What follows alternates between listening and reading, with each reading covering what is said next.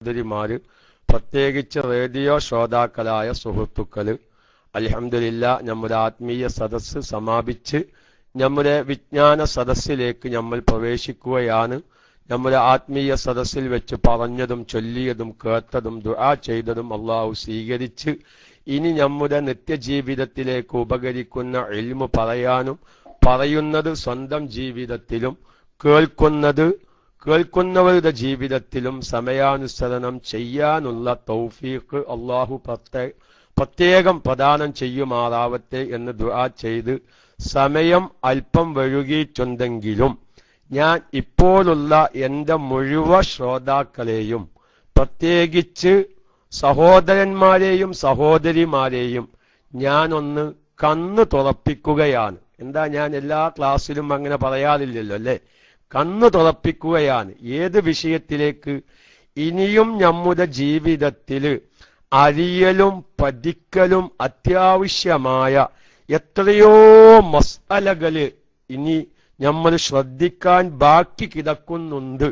അത് ഞാൻ ഇൻഷാ അല്ലാഹ് ഒരു 10-15 മിനിറ്റ്, അതല്ലെങ്കിൽ ചിലപ്പം അരമണിക്കൂർ ആയേക്കാം, ഞാൻ ഓരോന്നിന്റെയും മസ്അലകൾ വ്യക്തമായി പറയുന്നതിനു മുമ്പ് നമ്മൾ പഠിക്കേണ്ട കാര്യങ്ങൾ ഒരുപാട് ഇനിയും ജീവിതത്തിലുണ്ട് എന്നാണ് ഇന്ന് ഞാൻ ആമുഖമായി നിങ്ങളെ ഞാൻ ഉണർത്തുന്നത്. ഇൻഷാ അല്ലാഹ് ഇന്നലെ നമ്മുടെ രാവിലത്തെ ക്ലാസിന്റെ ടെക്സ്റ്റ് അടിച്ചത് ആക്സിഡന്റ്, അപകട മരണങ്ങളിൽ മയ്യത്തിൽ നിന്നും വേർപെട്ടു പോരുന്ന ശരീരഭാഗങ്ങളുടെ ഇസ്ലാമിക നിയമങ്ങൾ എന്ന് പറയുമ്പോൾ ഇന്ന് ചൊവ്വാഴ്ചയാണ്. ഒരുപാട് സഹോദരിമാര് നമ്മുടെ ക്ലാസ് പ്രത്യേകം കേൾക്കാൻ ശ്രദ്ധിക്കുന്ന ദിവസം കൂടിയായതുകൊണ്ട് സ്ത്രീകളൊക്കെയും ശ്രദ്ധിക്കേണ്ട ഹൈള്, നിഫാസ്, ഇസ്തിഹാലത്തിലേക്കല്ല ഞാൻ നിങ്ങളുടെ ശ്രദ്ധ ക്ഷണിക്കുന്നത്. റബ്ബേ, ഇങ്ങനത്തെ ചില രംഗങ്ങളൊക്കെയും എനിക്ക് കഴിഞ്ഞു പോയിട്ടുണ്ട്, അല്ലെങ്കിൽ എൻ്റെ ഭാര്യക്ക് കഴിഞ്ഞു പോയിട്ടുണ്ട്. ആ സന്ദർഭത്തിലൊന്നും ഇത്തരം കാര്യങ്ങൾ ഞങ്ങൾ ശ്രദ്ധിച്ചില്ലല്ലോ എന്ന് ദുഃഖിച്ചേക്കാം. അതല്ലെങ്കിൽ ഇനി അങ്ങനത്തെ സന്ദർഭങ്ങളിൽ റബ്ബേ, ഞങ്ങളുടെ മഹത്തായ ക്ലാസ് റൂമിലൂടെ അതിന്റെ ഇസ്ലാമിക നിയമവശങ്ങൾ, സുന്നത്തായത് സുന്നത്തായിട്ടും ഉജൂബായത് ഉജൂബായിട്ടും ഞങ്ങൾ മനസ്സിലാക്കി വെച്ചിട്ടുണ്ട്, അത് ഞങ്ങളുടെ ജീവിതത്തിൽ ഇനി ചെയ്തിരിക്കും എന്ന ഒരു തീരുമാനത്തിലെത്താൻ അള്ളാഹു നമുക്കെല്ലാവർക്കും തൗഫീഖിനെ പ്രദാനം ചെയ്യുമാറാവട്ടെ എന്ന് പറഞ്ഞ് ഇൻഷാ അള്ളാഹ് നമ്മുടെ വിഷയത്തിന്റെ ആമുഖത്തിലേക്ക് ഞാൻ ആദ്യം വരികയാണ്. അഥവാ ഒരു മയ്യത്തിൽ നിന്ന് വേർപെട്ടു പോരുന്ന വസ്തുക്കൾ നമ്മുടെ കയ്യിൽ കിട്ടിയാൽ അതുകൊണ്ട് എന്തു ചെയ്യണം എന്ന ചർച്ചയിലേക്ക് കടക്കുന്നതിനു മുമ്പ് എല്ലാവരും ശ്രദ്ധിക്കേണ്ട, അതല്ലെങ്കിൽ അവനവന്റെ നാടുകളിലുള്ള ഉസ്താദന്മാരോട്, വിവരമുള്ളവരോട് ചോദിച്ച് മനസ്സിലാക്കാനുള്ള ഒരവസ്ഥയെങ്കിലും എൻ്റെ പ്രിയപ്പെട്ട സാധാരണക്കാര് ശ്രദ്ധിക്കാൻ വേണ്ടിയാണ് ഈ ആമുഖം ഞാൻ കൊണ്ടുവരുന്നത്. അഥവാ ഈ വിഷയം ചർച്ച ചെയ്യുമ്പോൾ സാന്ദർഭികമായി ഒരുപാട് ചിന്തകളിലേക്ക്, ഒരുപാട് മസ്അലകളിലേക്ക് ആദ്യമായി ഞാൻ നിങ്ങളുടെ ശ്രദ്ധ കൊണ്ടുവരികയാണ്. നമുക്ക് ചർച്ച ചെയ്യുമ്പോൾ, മയ്യത്തിൽ നിന്ന് വേർപെട്ട വസ്തുക്കളുടെ ചർച്ച ചെയ്യുമ്പോൾ, ആ വേർപെട്ടത് ചിലപ്പം പൂർണ്ണമായ അവയവം ആവാം അല്ലെ? ചിലപ്പം ഒരു കൈ ഒന്നായിട്ട് കിട്ടാം, അല്ലെങ്കിൽ ഒരു കാല് ഒന്നായിട്ട് കിട്ടാം, അതല്ലെങ്കിൽ ഒരു അവയവത്തിന്റെ ചില്ലറ ഭാഗങ്ങളാവാം, അല്ലെങ്കിൽ ഒരു എല്ലും കഷ്ണമാവാം, അല്ലെങ്കിൽ മാംസക്കഷ്ണമാവാം, അല്ലെങ്കിൽ മയ്യത്തിൽ നിന്ന് വേർപെട്ടത് ഒരു മുടിയാവാം, ഒരു നഖമാവാം. ഇതെല്ലാം വളരെ വ്യക്തമായി ഫുഖഹാക്കൾ ഓരോ മസ്അലകളും വിശദീകരിക്കുന്നുണ്ട്. അതൊക്കെയും ഇന്ന് നമ്മുടെ കൺമുമ്പിൽ അവയവമായി കിട്ടുന്നതും, എല്ലും കഷ്ണം കിട്ടുന്നതും, മാംസക്കഷ്ണം കിട്ടുന്നതും, നഖം കിട്ടുന്നതും, മുടി കിട്ടുന്നതൊക്കെയും കൊലക്കേസ് നടന്ന ഭാഗങ്ങളിൽ നിന്നല്ല. മുസ്ലിമീങ്ങൾ പരസ്പരമുള്ള കൊലക്കേസ് നടന്ന ഭാഗങ്ങളിൽ നിന്ന്, എത്രയോ സ്ഥലങ്ങളിൽ നിന്ന് മുടി കിട്ടി, ആ മുടിയിലൂടെ കേസ് തെളിയിക്കുന്നു.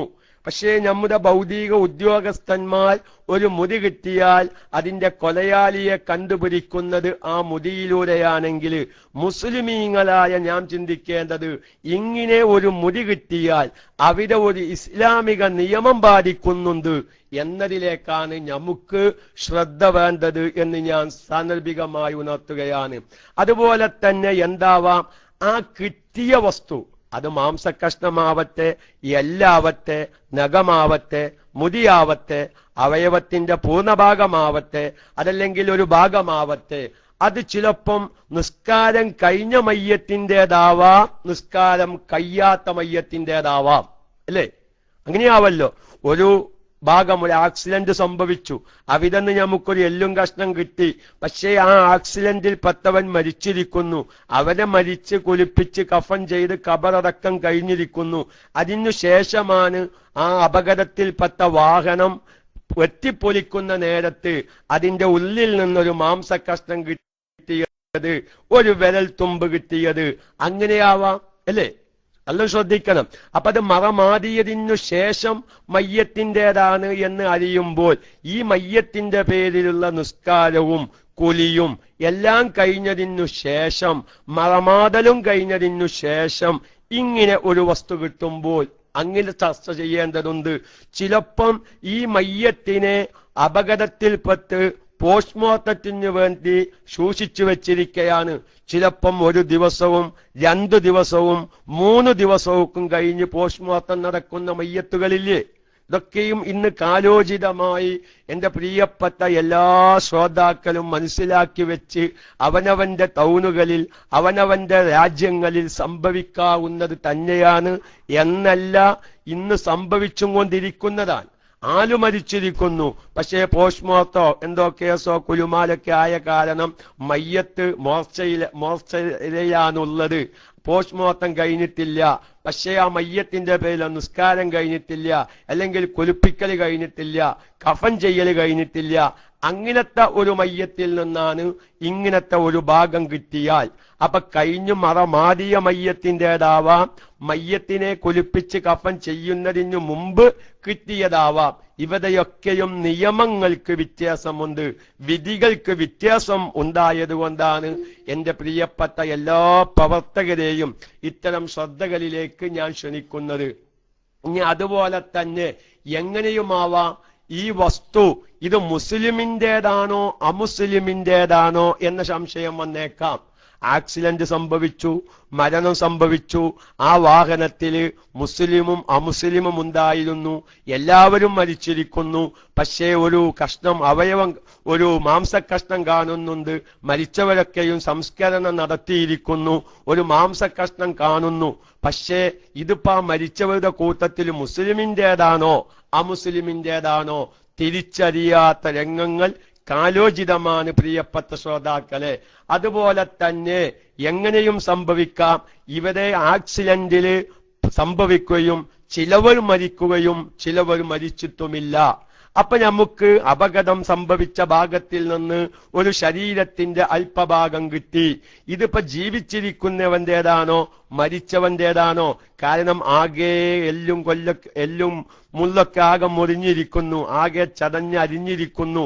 ഇതിപ്പോ മരിച്ചുപോയ വ്യക്തിയുടെ ശരീരത്തിൽ നിന്ന് പോന്നതാണോ, ഇനി മരിക്കാതെ ഐസിയിൽ കിടക്കുന്ന രോഗി അപകടത്തിൽപ്പെട്ട വ്യക്തിയിൽ നിന്ന് പോന്നതാണോ?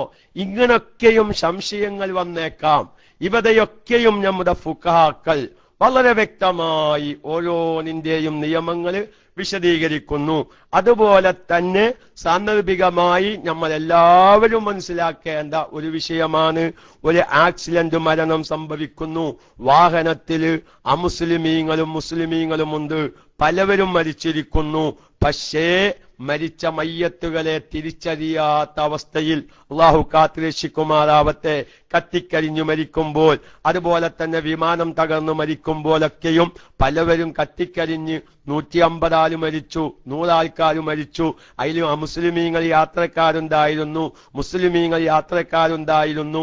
പക്ഷേ മയ്യത്തുകളൊക്കെയും ആകെ കത്തി നശിച്ച കാരണം മുഖം അറിയുന്നില്ല, ശരീരപ്രകൃതികളെല്ലാം ആകെ മാറിയിരിക്കുന്നു. ഇവരെ ഈ കിടക്കുന്നവരുടെ കൂട്ടത്തിൽ മുസ്ലിമായ മയ്യത്തുണ്ട്, അതുപോലെ തന്നെ അമുസ്ലിമായ മയ്യത്തുണ്ട്. ഇവരെ ഏതാണ് മുസ്ലിമായ വ്യക്തിയുടെ മയ്യത്ത്, ഏതാണ് അമുസ്ലിമിന്റെ മയ്യത്ത് എന്ന് തിരിച്ചറിയാത്ത അവസ്ഥകൾ സർവ്വസാധാരണ സംഭവിക്കുന്നു. അതുപോലെ തന്നെ ഒന്നിലധികം മയ്യത്തുകളുണ്ട്. ഈ ഒന്നിലധികം മയ്യത്തുകളുടെ കൂട്ടത്തിൽ മുസ്ലിമും അമുസ്ലിമും ഉണ്ട്. പക്ഷേ വേർതിരിച്ചറിയാൻ മാർഗമില്ല. ഇങ്ങനത്തെ സന്ദർഭങ്ങളെല്ലാം ഈ വിഷയ സംബന്ധമായി നാം ചർച്ചക്കെടുക്കേണ്ടതാണ്, നാം മനസ്സിലാക്കി വെക്കേണ്ടതാണ്. കാരണം ഇതെല്ലാം ഇന്ന് നമ്മുടെ വർത്തമാന കാലഘട്ടങ്ങളിൽ നടക്കുന്ന അപകടങ്ങളിൽ സംഭവിക്കുന്ന അവസ്ഥകളായതുകൊണ്ടാണ് നമ്മുടെ KMIC, നമ്മുടെ ശ്രോതാക്കൾ വിശാലമായ പഠനത്തിനു തന്നെ ആവേശവും തയ്യാറുമായതുകൊണ്ട് വിശാലമായി നമുക്ക് പഠിക്കാം. അല്ലാഹു തആല തൗഫീഖിനെ പ്രദാനം ചെയ്യുമാറാവട്ടെ. അതെല്ലാം നമുക്കാർക്കും അങ്ങനത്തെ ഒരു അവസ്ഥ സംഭവിക്കാതെ, ആർക്കെങ്കിലും സംഭവിക്കുന്ന സമയത്ത് നമുക്ക് പറഞ്ഞു മനസ്സിലാക്കി കൊടുക്കാനും, അല്ലെങ്കിൽ നമ്മൾ കൈകാര്യം ചെയ്യേണ്ട രംഗങ്ങളാണെങ്കിൽ ആ സമയത്തത് കൈകാര്യം ചെയ്യുവാനുമുള്ള മനക്കരുത്തും ഇൽമും ഓർമ്മശക്തിയും അള്ളാഹു നമുക്കെല്ലാവർക്കും പ്രദാനം ചെയ്യുമാറാവട്ടെ എന്ന് പറഞ്ഞ് ഞാൻ ഒരു ചർച്ചയിലേക്ക് കൂടി നിങ്ങളുടെ ശ്രദ്ധ ഞാൻ ക്ഷണിക്കുകയാണ്. അത് ഇന്ന് സാധാരണക്കാർക്ക് എല്ലാവർക്കും ആവശ്യമാണ്. ഞാൻ മൗലിദിന്റെ മുന്നേ മൈക്കയെടുത്തപ്പോ കാസർഗോഡ് ഭാഗത്ത് നിന്ന് ഒരു സുഹൃത്ത് വിളിച്ച് എന്നോട് ഒരു ഇഷ്കാല് ചോദിച്ചതാണ്, ഒരു സംശയം തീർത്തതാണ്. പക്ഷേ ആ ഒരു സംശയത്തിൽ നിന്ന് ആ ഒരു വിഭാഗം തെറ്റുധരിച്ച ഒരു വിഷയമാണ് എനിക്ക് ഓർമ്മ വന്നത്. കാരണം അദ്ദേഹം എന്നോട് ചോദിച്ചത് നിർബന്ധമായ കുലിയുടെ മുന്നേ നഖവും പോലോ കൈയും കാലും മത്ത നഖം മുറിക്കല് സുന്നത്തോ ഫറലോ എന്നാണ് ചോദ്യം വന്നത്. അവർ ഒന്നിരിക്കൽ അത് സുന്നത്തായി ചെയ്യുന്നു, അതല്ലെങ്കിൽ നിർബന്ധമാണെന്നുള്ള കരുത്തിൽ അവർ ചെയ്യുന്നുണ്ട് അവര്. അല്ലാഹു തആല ഞാൻ അവരോട് പറഞ്ഞു, എന്തായാലും ഇന്ന് മയ്യത്തിൽ നിന്ന് വേർപെട്ടു പോന വസ്തുക്കളുടെ ശരീരം ചർച്ചയ്ക്ക് ചെയ്യുമ്പോ ഞാൻ ആ വിഷയം ഒന്ന് സൂചിപ്പിക്കും. ഞാൻ പറഞ്ഞു, ഒരിക്കലും പാടില്ല. കുലി നിർബന്ധമായി കഴിഞ്ഞാൽ ശരീരത്തിൽ നിന്ന് ഒന്നും പിരിക്കാൻ പാടില്ല എന്നല്ല, ശരീരത്തിൽ നിന്ന് രക്തം പോലും എടുക്കാൻ പാടില്ല എന്നാണ് മസ്അല. അത് ഹറാമാണെന്നല്ല പറയുന്നത്, ചെയ്യാതിരിക്കൽ അത്യാവശ്യമാണ്, വയംബഗി അത്യാവശ്യമാണ് എന്നാണ് ഫത്തുൽ മുഈൻ പോലത്തെ ഫിഖ്ഹിന്റെ ഗ്രന്ഥങ്ങളൊക്കെയും അതിനെ ഇബാറത്തിട്ടത്. അപ്പോൾ നിർബന്ധമായ കുലിയുടെ സാഹചര്യത്തിൽ ഹൈല രക്തം പുറപ്പെടുന്ന സമയത്ത്, പ്രസവരക്തം പുറപ്പെടുന്ന സമയത്ത്, അല്ലെങ്കിൽ അത് നിന്ന് കുലിച്ച് ശുദ്ധിയാവുന്നതിനു മുമ്പ്, അല്ലെങ്കിൽ മറ്റേതെങ്കിലും നിലക്ക് കുലി നിർബന്ധമായാൽ എന്ത് പാടില്ല? രക്തം ശരീരത്തിൽ നിന്ന് എടുക്കാൻ പാടില്ല, മുടികളും നഖങ്ങളൊന്നും നീക്കാൻ പാടില്ല. ഇത് അറിയാത്ത വിഭാഗങ്ങൾ ഇന്നും നമ്മുടെ ഗ്രാമപ്രദേശങ്ങളിലുണ്ട്. അങ്ങനെ ചെയ്താൽ അത് ഹറാമാണ് എന്നല്ല, അഥവാ അങ്ങനെ ചെയ്താൽ അതിന്റെ വിധി നാം അറിയണം. അതുപോലെ തന്നെ സ്വാഭാവികമായി കൊഴിഞ്ഞു പോന്നാൽ, ഏതായിരുന്നാലും ഞാൻ പറയുന്നത് സാന്ദർഭികമായി ജീവിതകാലത്ത് ഇന്ന് മനുഷ്യ ശരീരത്തിൽ നിന്ന് പലതും പോരുന്നു. ഒന്നുകൂടി അത് ശ്രദ്ധിക്കണം. ഞാൻ നിങ്ങളുടെ ഒരു ശ്രദ്ധ, നമ്മളാരും ഇന്ന് വരെ സാധാരണക്കാരു ശ്രദ്ധിക്കാത്ത ഒരു പ്രത്യേക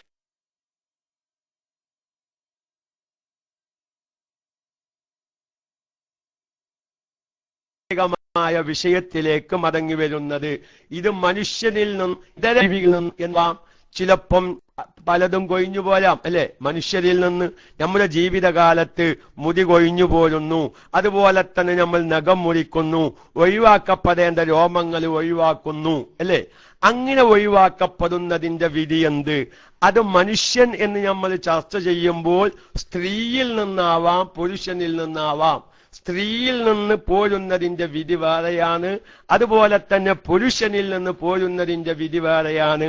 പുരുഷനിൽ നിന്നു തന്നെ അവന്റെ ഔറത്തിന്റെ ഭാഗത്തിൽ നിന്നാവാം, ഔറത്ത് അല്ലാത്തതിന്റെ ഭാഗത്തിൽ നിന്നാവാം. ഇപ്പൊ താടിരോമം ശരിയാക്കുകയാണ്, തലമുടി ശരിയാക്കുകയാണ്, അതല്ലെങ്കിൽ നഖങ്ങള്, കൈകാലുകളിലുള്ള നഖങ്ങൾ മുറിച്ച് ശരിയാക്കുമ്പോൾ ഒരു പുരുഷനെ സംബന്ധിച്ച് ഔറത്തിന്റെ ഭാഗം അല്ല. നേരെ മറിച്ച് അവന്റെ മച്ചു നീക്കപ്പെടേണ്ട രോമങ്ങൾ നീക്കുമ്പോൾ ഔറത്തിന്റെ ഭാഗത്തിൽ നിന്നായിരിക്കാം ഇത് പോരുന്നത്. അപ്പൊ ഞാൻ പറയുന്നത്, മനുഷ്യനിൽ നിന്ന് പിരിഞ്ഞു പോരുന്ന വിഷയം ചർച്ചക്കെടുക്കുമ്പോൾ അത് സ്ത്രീയിൽ നിന്നാവാം, പുരുഷനിൽ നിന്നാവാം. സ്ത്രീയിൽ നിന്നാകുമ്പോൾ അതിന്റെ നിയമം വേറെയാണ്, പുരുഷനിൽ നിന്നാകുമ്പോൾ അതിന്റെ നിയമം വേറെയാണ്. പുരുഷനിൽ നിന്ന് തന്നെ ഔറത്തിന്റെ ഭാഗത്തിൽ നിന്നാകുമ്പോഴും ഔറത്ത് അല്ലാത്ത ഭാഗത്തിൽ നിന്നാകുമ്പോഴും വിധിയിൽ വ്യത്യാസമുണ്ട്. അതുപോലെ തന്നെ എന്റെ പ്രിയപ്പെട്ടതായ സുഹൃത്തുക്കള് സാന്ദർഭികമായി മനസ്സിലാക്കണം, ഇതര ജീവികളിൽ നിന്ന് പലപ്പോഴും രോമങ്ങൾ കൊഴിഞ്ഞു പോരാറില്ലേ? പൂച്ച കിണറ്റിൽ ചാടി, നായ കിണറ്റിൽ ചാടി പിടഞ്ഞു മരിക്കുകയോ അതല്ലെങ്കിൽ അതിന്റെ മരണവെപ്രാളത്തിൽ പിടയുന്ന നേരത്ത് നമ്മുടെ കിണറ്റിലുള്ള വെള്ളത്തിൽ അതാ രോമങ്ങൾ കൊഴിഞ്ഞു പോകുന്നു. നല്ല വെള്ളമുള്ള കിണറാകുമ്പോൾ അതിന്റെ വിധി വേറെയാണ്. നേരെ മറിച്ച് വേനൽക്കാലം ലാസ്റ്റാണ്, വളരെ കുറഞ്ഞ വെള്ളമാണ് കിണറ്റിലുള്ളത്, ആ സമയത്താണ് പൂച്ച കിണറ്റിലേക്ക് ചാടി ആ കുറഞ്ഞ വെള്ളത്തിൽ പൂച്ച കടന്ന് പതയുന്നു. പൂച്ചയുടെ രോമങ്ങൾ അല്ലെങ്കിൽ നായയുടെ രോമങ്ങൾ ആ കുറഞ്ഞ വെള്ളത്തിലാകുന്നു. ഞാൻ വെള്ളം കോരിയെടുക്കുന്ന സമയത്ത് അതാ ബക്കറ്റില് പൂച്ചയുടെ രോമം അതല്ലെങ്കിൽ നായയുടെ രോമം കാണുന്നു. ഇങ്ങനത്തെ സന്ദർഭങ്ങളിൽ പ്രിയപ്പെട്ട സാധാരണക്കാരെ, വേനൽക്കാലമാണ് വരുന്നത്, മഴക്കാലം പോയി, ഇനി നമ്മുടെ കിണറുകളിലുള്ള വെള്ളത്തില് പൂച്ച ചാടുകയോ നായ ചാടുകയോ അത് കാരണം രോമങ്ങൾ കിണറ്റിൽ ആകുകയും ചെയ്യുമ്പോൾ എന്താണ് ഈ കിണർ കൊണ്ട് കാട്ടേണ്ടത്? ഇവരെ വെള്ളം പച്ച അരിച്ചു കളയണമോ അതല്ല വേറെന്തെങ്കിലും ചെയ്യണമോ എന്ന് ചിന്തിക്കുന്ന എത്രയോ സാധാരണക്കാരുണ്ട്. ചില സാധാരണക്കാർക്ക് അവിടെ ചില അബദ്ധങ്ങളും സംഭവിക്കാറുണ്ട്. പൂച്ച ചാടി നായ ചാടി കിണറ് നല്ലോണം വൃത്തിയാക്കി, ഇനി നായയുടെ പ്രശ്നങ്ങളൊന്നും കുടിക്കുന്ന വെള്ളത്തിൽ വരണ്ട, പൂച്ചയുടെ എന്തെങ്കിലും വിഷാംശങ്ങൾ ഇനി വെള്ളത്തിലുണ്ടെങ്കിൽ വരണ്ട എന്ന് വിചാരിച്ച് സംസം വെള്ളം കിണറ്റിലേക്ക് ഒഴിച്ച്, അപ്പൊ ആരോ വന്ന് ഇഷ്കാലാക്കി സംസം വെള്ളം കിണറ്റിലേക്ക് ഒഴിച്ചാൽ ഇനി ആ വെള്ളം കൊണ്ടല്ലേ മൂത്രപ്പുരയിലേക്ക് പോകുക അല്ലെങ്കിൽ ബാത്റൂമിലേക്ക് പോകുക? നിങ്ങൾ എന്ത് പണിയെ കാട്ടിയത്? സംസം കിണറ്റിലേക്ക് ഒഴിക്കുകയോ ചെയ്ത് പല തള്ളാരെയും ബേജാറാക്കുന്ന സാധാരണക്കാരെ കാണാം. അതുകൊണ്ട് എന്റെ പ്രിയപ്പെട്ട സുഹൃത്തുക്കളെ, അത് തന്നെ തിന്നപ്പെടുന്ന ജീവി അല്ലെ, നമ്മൾ സാധാരണ കോഴി ആട് പോലത്തെ ജീവികളാകുമ്പോൾ തിന്നപ്പെടുന്ന ജീവിയിൽ നിന്ന് അറക്കുന്നതിനു മുമ്പ് ജീവിതകാലത്ത് കൊഴിഞ്ഞു പോന്നത്, അറക്കപ്പെട്ടതിനു ശേഷം കൊഴിഞ്ഞു പോന്നത്.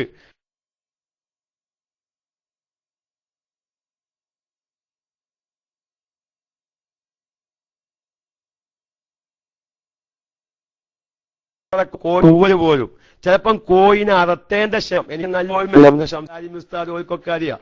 എന്തേ കത്തുണ്ടോ? ക്ലിയർ അല്ലേ? അറിയാം. ഈ കോയിയുടെ തൂവലെടുത്ത് അല്ലെങ്കിൽ കോയിനെ അറക്കുമ്പോ വയസ്സായവർ പ്രത്യേകിച്ച് പറയും ഒരു 4 തൂവലെടുത്ത് വെക്കുന്ന. എന്തിന്? അവർക്ക് ചെവി കടിക്കുന്ന സമയത്ത്, ചെവി ചൊരിയുന്ന സമയത്ത് പടക്കാൻ വേണ്ടി. അപ്പൊ അറുത്ത കോയിയുടെ തൂവലെടുത്ത്. പക്ഷെ ഇന്നെന്തില്ല, അങ്ങനത്തെ വിഷയങ്ങളൊന്നുമില്ല. ഇന്നങ്ങനെ ചെവി പടക്കാൻ പറ്റിയ കോയിനെ നമ്മളാരും ഇറക്കുന്നില്ല. അതാണ് വിഷയം. കാരണം നമ്മളെല്ലാവരും നേരെ ചിക്കൻ സ്റ്റാളിൽ പോവുക, അവന് കോയിനിറക്കുക മാംസമായിട്ട്. കാരണം കോഴി ഇറച്ചി നഷ്ടപ്പെട്ട യുഗമാണ്. ഇറച്ചിക്കോഴി കിട്ടാനുണ്ടെങ്കിലും കോഴി ഇറച്ചി ഇനി എവിടെയും കിട്ടാനില്ലാത്ത കാലാണ്.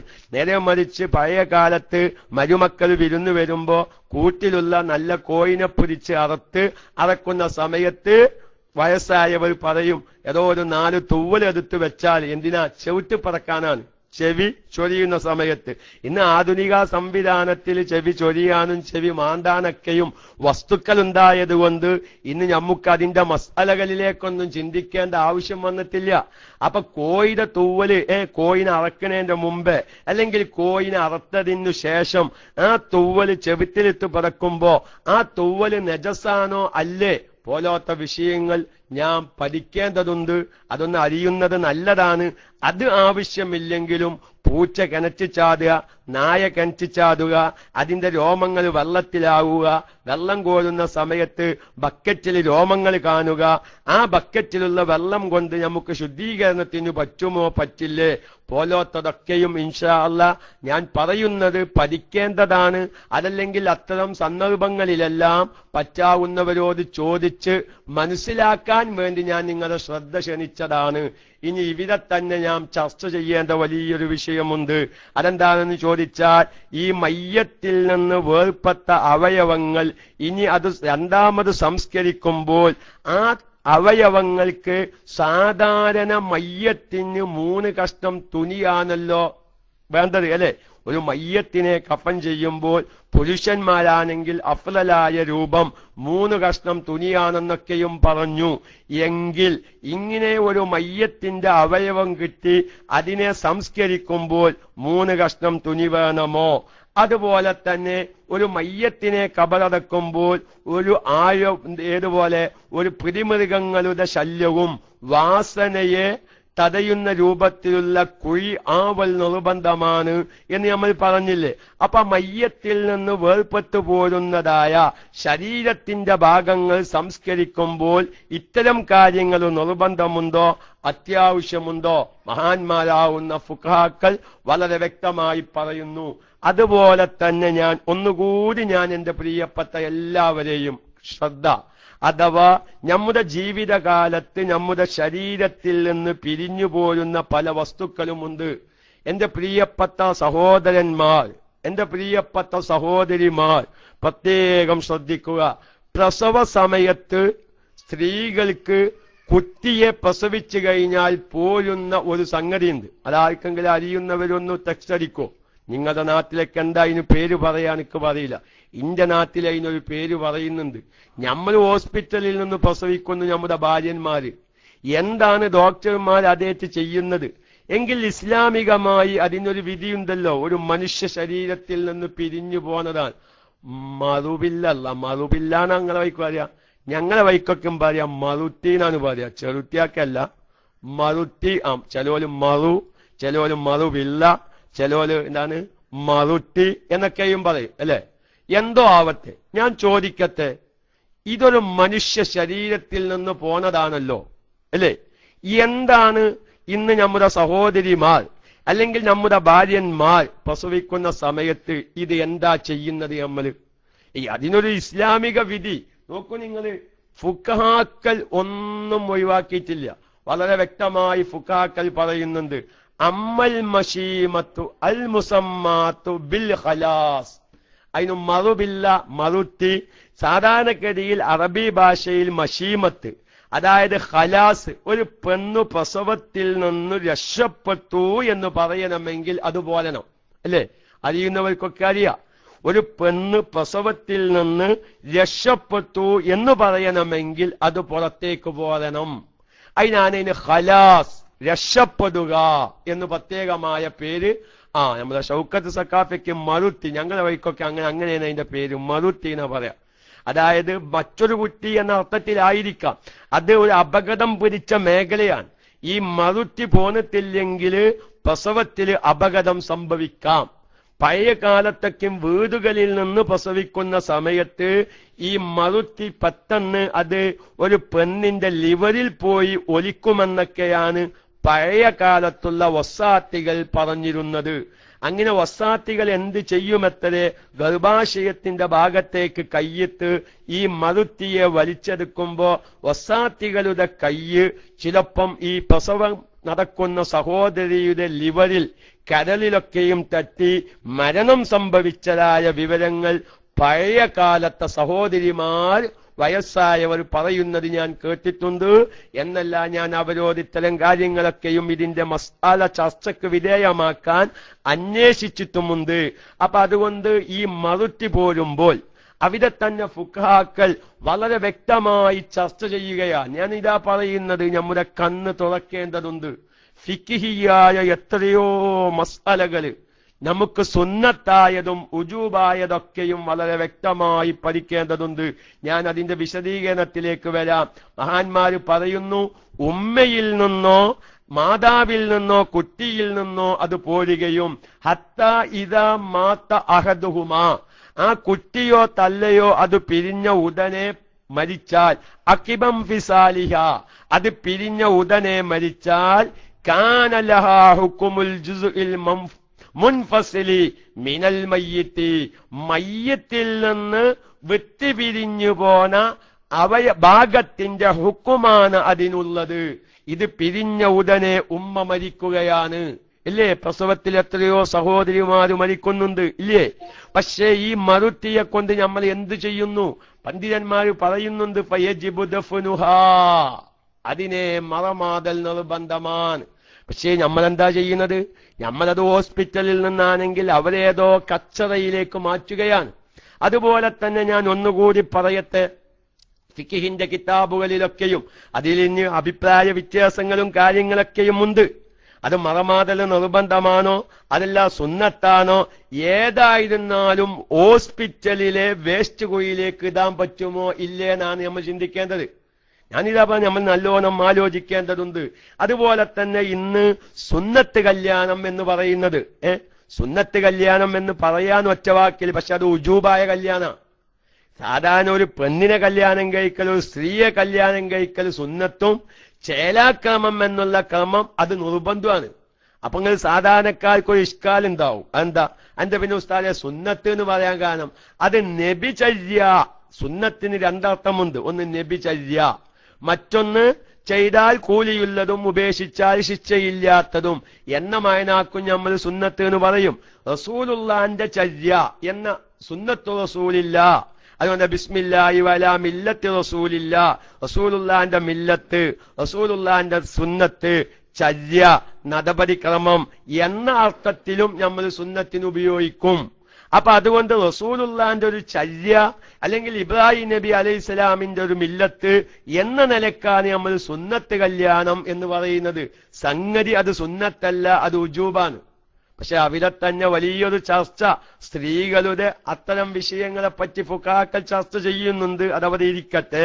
അത് രഹസ്യമായി ചെയ്യേണ്ട കാര്യമായതുകൊണ്ട് അത് രഹസ്യമായി തന്നെ പറയണം. KMIC പബ്ലിക്കാണ്, അതുകൊണ്ട് അത് പബ്ലിക്കൽ പറയാതിരിക്കലുമാണ് നല്ലത്. സ്ത്രീകളുടെ ആൺകുട്ടികളുടെ സുന്നത്ത് കല്യാണം പരസ്യമാക്കലും അതിന് വലീമത്തുണ്ടാക്കലൊക്കെ സുന്നത്താണ്. സ്ത്രീകളുടെ അത് രഹസ്യമാക്കണം. അതുകൊണ്ട് KMIC പബ്ലിക് ആയതുകൊണ്ട് നമുക്കത് പബ്ലിക്കിൽ പറയേണ്ട, അത് രഹസ്യമായി പറയേണ്ടതാണ്. പക്ഷേ അശ്രദ്ധത പല ഉമ്മമാർക്കും സംഭവിക്കുന്നുണ്ട് എന്ന് ഞാൻ ഒറ്റ വാക്കിൽ അതിനെ സംബന്ധിച്ചു പറയുന്നു. രഹസ്യമായി ചെയ്യേണ്ടത് നമുക്ക് രഹസ്യമായിട്ട് തന്നെ പറയാം. അപ്പൊ ഞാൻ പറയുന്നത്, ഇന്ന് നമ്മുടെ ആൺകുട്ടികളെ സുന്നത്ത് കല്യാണം ചെയ്യുന്ന സമയത്ത് ഇന്ന് നമ്മുടെ വീടുകളിൽ വെച്ച് ചെയ്യുന്ന സംവിധാനം പോയിട്ടുണ്ട്, അല്ലെ? സംവിധാനം പോയി ഹോസ്പിറ്റലുകളിലേക്ക് മാറിയിട്ടുണ്ട്. എത്ര പേരുടെ ആൺകുട്ടികളെ, സാധുവായ എന്റെ അടക്കമുള്ള ആൺകുട്ടികളുടെ സുന്നത്ത് കല്യാണം കഴിച്ച് തിരിച്ചു പോരുമ്പോൾ ആ കഷ്ണവുമായി, ആ തൊലിയിൽ നിന്ന് മുറിക്കപ്പെടുന്ന വസ്തുവുമായി എത്ര ആള് വീട്ടിലേക്ക് തിരിച്ചു പോന്നിട്ടുണ്ട്. സുന്നത്ത് കല്യാണം കഴിക്കുന്ന ഡോക്ടറോട് എല്ലാം കഴിഞ്ഞ് ബില്ലും മതച്ച് നമ്മൾ പോരുകയാണ്, അല്ലേ? എന്നാൽ എന്റെ കുട്ടിയുടെ ആ മൂത്രത്തടിയിൽ നിന്ന് മുറിച്ച് ഒഴിവാക്കിയത് അവരെ അങ്ങോട്ട് കാട്ടിക്കാൻ ഇന്ന് എത്ര ആള് ചോദിക്കുന്നുണ്ട്? ആരെങ്കിലും ഇതുവരെ ചോദിച്ചിട്ടുണ്ടോ? ഇല്ല.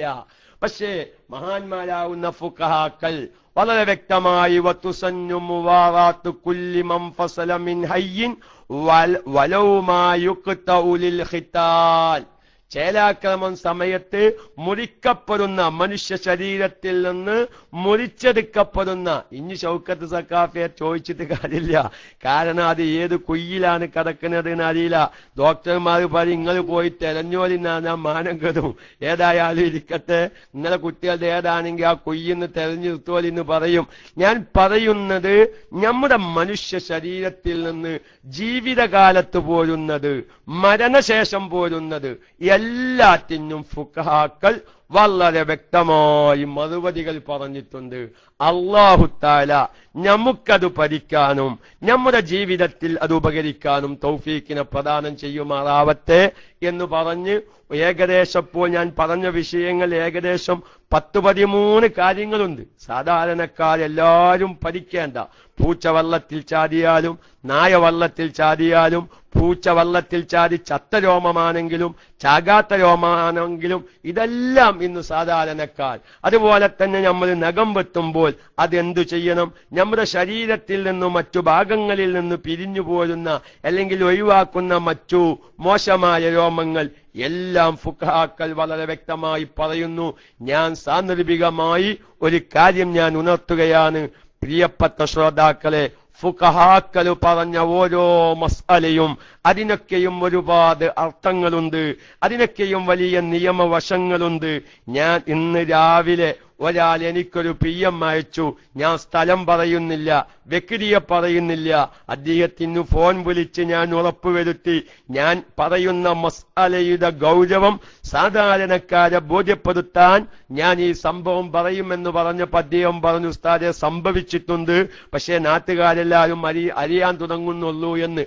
അതായത് ഉംറക്ക് പോയ ഒരു പെണ്ണ് അമീറിന്റെ ഒപ്പം ചാടിപ്പോയി എന്നുള്ളതാ. നോക്കിങ്ങള്, ഞാൻ നമ്മുടെ ഫുഖഹാക്കളുടെ മഹത്താ പറയുന്നത്. ഞാൻ ആ ഒരു ട്രാവൽസിനെയോ ആ അമീറിനെയോ ആ ഒരു സ്ത്രീയോ ഒന്നുമല്ല പറയുന്നത്. ഫുഖഹാക്കൾ പറഞ്ഞ മസ്അലയുടെ ഗൗരവം പഠിക്കാനാണ്. ഇന്ന് അദ്ദേഹം എനിക്ക് രാവിലെ അയച്ച ഫസ്റ്റിലെ വാർത്ത എനിക്കിന്ന് കിട്ടിയത് എന്താണ്? അമീറിന്റെ ഒപ്പം ഉംറ ഗ്രൂപ്പിലുള്ള പെണ്ണ് ചാടിപ്പോയി. ഇതുകൊണ്ടല്ലേ നമ്മളെ KMIC-യിൽ നല്ല ചർച്ച ചെയ്തിട്ടുണ്ട് മുമ്പൊക്കെയും. അതായത് ഒരു പെണ്ണ് ഹജ്ജിന് പോകുന്ന സമയത്ത് അവിടെ ഒരു പെണ്ണിന് അല്ലെങ്കിൽ ഒരു ഉംറ അതല്ല ഉംറ പോവത്തെ ഒരു സാധാരണ ചെറു യാത്രയാണെങ്കിൽ തന്നെ അവിടെ ഒരു പെണ്ണിന് ഉജൂബായ കാര്യങ്ങൾ പറഞ്ഞിട്ടില്ലേ? അതുകൊണ്ടല്ലേ മഹാന്മാരാവുന്ന ഫുഖഹാക്കള് ഭർത്താവുമില്ല, അതുപോലെ തന്നെ വിവാഹബന്ധം നിഷിദ്ധമായ പുരുഷനും ഇല്ലാത്തേടത്ത് ഒരു പെണ്ണിന് ഹജ്ജ് നിർബന്ധമാവാൻ, ഒരു പെണ്ണിന് ഉംറ നിർബന്ധമാവാൻ, പോയാൽ ഹജ്ജും ഉംറയും സഹീഹാകുമെങ്കിലും പോവൽ നിർബന്ധമാവാൻ അവിടെ വിശ്വാസയോഗ്യരായ 2 സ്ത്രീകളും മതി എന്ന് മഹാനായ റംലി ഇമാം ചർച്ച ചെയ്തപ്പോൾ മഹാനായ ഇബ്നു ഹജറുൽ ഹൈതമി റളിയല്ലാഹു തആല അൻഹു പറഞ്ഞു, 2 പോരാ, 3 വേണം. ഭർത്താവോ വിവാഹബന്ധം നിഷിദ്ധമായ പുരുഷനോ ഇല്ലെങ്കിൽ ആ പെണ്ണിന് ഹജ്ജും ഉംറയൊക്കെയും നിർബന്ധമാവാൻ പോയാൽ, ഒറ്റക്ക് പോയാൽ സഹീഹാകുമോ ഇല്ലേ? അതല്ല ചർച്ച. അത് സഹീഹാകും. ഒരു പെണ്ണിന് വിശ്വസ്തത ഉണ്ടെങ്കിൽ ഒറ്റക്കും പോവാം. പക്ഷെ നിർബന്ധമായും പോവണമെന്ന കൽപ്പന ഇസ്ലാമിൽ ആ പെണ്ണിന് വരണമെങ്കിൽ ഭർത്താവുമില്ല, വിവാഹബന്ധം നിഷിദ്ധമായ പുരുഷനും ഇല്ലാത്തേടത്ത് 2 പെണ്ണു മതി എന്ന് നിഹായ പോലത്തെ കിതാബിൽ പറഞ്ഞപ്പോ മഹാനായ ഇബ്നു ഹജർ ഹൈതമി റളിയല്ലാഹു അൻഹു പറഞ്ഞു, 2 പോരാ, 3 വേണം. എന്താണ് ഇബ്നു ഹജർ റഹ്മത്തുള്ളാഹി അലൈഹി 3 വേണം എന്ന് പറയാൻ കാരണം? 2 പെണ്ണുങ്ങൾ എന്തെങ്കിലും ഒരു പെണ്ണിന് ഹജ്ജിന് പോവൽ നിർബന്ധമില്ല. വിശ്വാസയോഗ്യമായ 3 പെണ്ണ് വേണം. തുഹിഫ പോലത്തെ ഫിഖിന്റെ ഗ്രന്ഥങ്ങൾ നോക്കിയാൽ കാണാം, ഈ പെണ്ണിന്റെ കൂടെ 2 ആളുള്ളൂ എന്ന് വെക്കുക. ആ യാത്രയുടെ മധ്യത്തിൽ വെച്ച്, യാത്രയുടെ ഇടയിൽ വെച്ച് ഒരു പെണ്ണ് എന്തെങ്കിലും സാധനങ്ങൾ വാങ്ങാനോ മറ്റെന്തെങ്കിലും ഖളാഉൽ ഹാജത്തിന് പോകുകയോ ചെയ്താൽ ഇവിടെ ഈ പെണ്ണും മറ്റൊരു പെണ്ണും ഒറ്റക്കാകും. ആ സമയത്തൊരു പുരുഷൻ എന്തെങ്കിലും വിചാരിച്ചാൽ അവിടെ പലതും നടന്നേക്കാം. നേരെ മറിച്ച് 3 പെണ്ണ് ഒപ്പമുണ്ടാകുമ്പോൾ, ഒരു പെണ്ണ് എന്തെങ്കിലും ആവശ്യത്തിന് പോകുമ്പോൾ 2 പെണ്ണ് ഈ പെണ്ണിന്റെ കൂടെ ഉണ്ടാകുമല്ലോ. അപ്പോൾ ഒന്നുകൂടി സുരക്ഷിതത്വമാണ്. എന്റെ പ്രിയപ്പെട്ട സഹോദരന്മാരെ, എന്റെ പ്രിയപ്പെട്ട സഹോദരിമാരെ, ഞാൻ എന്റെ പ്രവാസികളെ വേദനിപ്പിക്കുകയല്ല, എന്റെ പ്രവാസികളെ ഞാൻ വിഷമിപ്പിക്കുകയല്ല. അബൂ റയ്യാൻ ഉസ്താദെ, അങ്ങനെയൊക്കെ മസ്അല പറഞ്ഞാല് സംഗതി ഞങ്ങൾ സുയിപ്പാകുമല്ലോ. നിങ്ങൾ സുയിപ്പായാലും സുയിപ്പായില്ലെങ്കിലും മസ്അല ഞാൻ പറയാം. ഉസ്താദെ, കരിപ്പൂരിൽ നിന്ന് 500 ആൾക്കാരുള്ള ഫ്ലൈറ്റിൽ കയറിയിട്ട് നേരെ ജിദ്ദയിൽ വന്ന് ഇറങ്ങാന് എയർപോർട്ടിന്റെ മുമ്പ് തന്നെ ഞാൻ ഉണ്ടാകും. ഭാര്യ ഒറ്റക്കാണ്. അതല്ലെങ്കിൽ ജിദ്ദയിൽ നിന്ന് ഭാര്യയെ നാട്ടിലേക്ക് കയറ്റി അയക്കുകയാണ്. ജിദ്ദ എയർപോർട്ടിൽ നിന്ന് പ്രത്യേകമായ പാസ് എടുത്ത് നേരെ ഫ്ലൈറ്റിലേക്ക് കയറി എന്ന് ഉറപ്പുവരുത്തുന്നു. കരിപ്പൂരിൽ ആങ്ങളാരും അതുപോലെ തന്നെ ഉപ്പയും കുടുംബമിത്രാദികളും ഈ പെണ്ണിനെ കാത്തു നിൽക്കുന്നുണ്ട്. പലവരും വിളിച്ച് എന്നോട് ദുആ ചെയ്യാൻ പറയാറുണ്ട്. ഭാര്യ നാട്ടിലേക്ക് തിരിച്ചു പോവുകയാണ്, അല്ലെങ്കിൽ ഭാര്യ നാട്ടിൽ നിന്ന് വരികയാണ്, കുഴപ്പമൊന്നുമില്ലാതെ വരാൻ വേണ്ടി ഉസ്താദ് പ്രത്യേകം ദ്വാരക്കണമെന്ന് ഞാൻ ഇന്ന് വരെ ദ്വാരക്കാറില്ല. കാരണം പേര് പറഞ്ഞ് അങ്ങനെ ആവശ്യം വെച്ച് ദ്വാരക്കാറില്ല. കാരണം നമ്മൾ ദ്വാരിക്കുമ്പോ എല്ലാ അബൂറയ്യാനെ ഈ പെണ്ണിന് ഒറ്റയ്ക്ക് യാത്ര ചെയ്യുമ്പോൾ സുരക്ഷിതത്വം ഉണ്ടാവാൻ വേണ്ടി ദ്വാരക്കാൻ പറ്റുമോ എന്ന് ചോദ്യം ചോദിച്ചാൽ ഞാൻ സുയിപ്പാകും. ഞാൻ എന്റെ പ്രവാസികളോട് പറയുന്നു, അത്തരം കാര്യങ്ങളൊന്നും നമുക്ക് ശ്രദ്ധിക്കാൻ സാധിക്കുന്നില്ലെങ്കിലും നമ്മുടെ നാടുകളിലൊക്കെയും നമ്മുടെ ഭാര്യന്മാരാണ് ഒറ്റയ്ക്ക് യാത്ര ചെയ്യുന്നത്, പല സ്ഥലത്തേക്കും പോകുന്നത്. കാര്യങ്ങളൊക്കെയും ശ്രദ്ധിക്കണം. ഞാൻ പറഞ്ഞത് നമ്മുടെ ഫുഖഹാക്കളുടെ ആ ഒരു മഹത്വം, അവര് എന്തെല്ലാം മസ്അലകൾ ചർച്ച ചെയ്തിട്ടുണ്ടോ അതെല്ലാം നമ്മുടെ ജീവന്റെ രക്ഷയ്ക്ക് വേണ്ടിയിട്ടാണ്. നോക്കൂ, നിങ്ങൾ അമീറിന്റെ കൂടെ ഒരു ഉംറ കഴിഞ്ഞു വന്ന ഒരു പെണ്ണ്, ആ ഉംറ ഗ്രൂപ്പിന് നേതൃത്വം നൽകിയ ഒരു മനുഷ്യന്റെ പിന്നാലെ ചാടിപ്പോകാന്ന് പറയുമ്പോ ഏത് ഒലക്കേത്ത ഉംറ ചെയ്തത്? ഞാൻ അങ്ങനെ തന്നെ ചോദിക്കാൻ ആഗ്രഹിക്കുക. അതുകൊണ്ടല്ലേ വിശുദ്ധമായ ഇസ്ലാം നിയമം വെച്ചത്? ഏതോ ഉംറയാണെങ്കിലും ഹജ്ജാണെങ്കിലും ഒരു അന്യ ആണും ഒരു അന്യ പെണ്ണും ഒരുമിച്ച് കൂടുന്നിടത്ത് മൂന്നാമത്തത് ശൈത്താനായിരിക്കും. ഇവര് നാട്ടിലെത്തിയാൽ ചാടി പോവണമെങ്കിൽ ഇവര് മക്കത്തിന് എത്ര കമ്പനി ആയിട്ടുണ്ടാകും, മദീനയിൽ വെച്ച് ഇവർ എത്ര കമ്പനി ആയിട്ടുണ്ടാകും. വിശുദ്ധമായ ഇസ്ലാമിന്റെ കാഴ്ചപ്പാട് ഒരു പെണ്ണിനെന്താ ഒറ്റക്ക് അങ്ങോട്ട് പോയാല് എന്നൊക്കെയും പറയുമ്പോ ഇവരൊക്കെ യാഥാസ്ഥികന്മാരാണ്, ഇവരൊക്കെ പയഞ്ചന്മാരാണ്, ഇവരെ ഫിഖ്ഹൊന്നും അംഗീകരിക്കപ്പെടാൻ പറ്റില്ല എന്ന് പുലമ്പുന്ന വഹാബികളോടും ജമാഅത്തുകാരോടും ഞാൻ സാന്ദർഭികമായി ചോദിക്കുകയാണ്.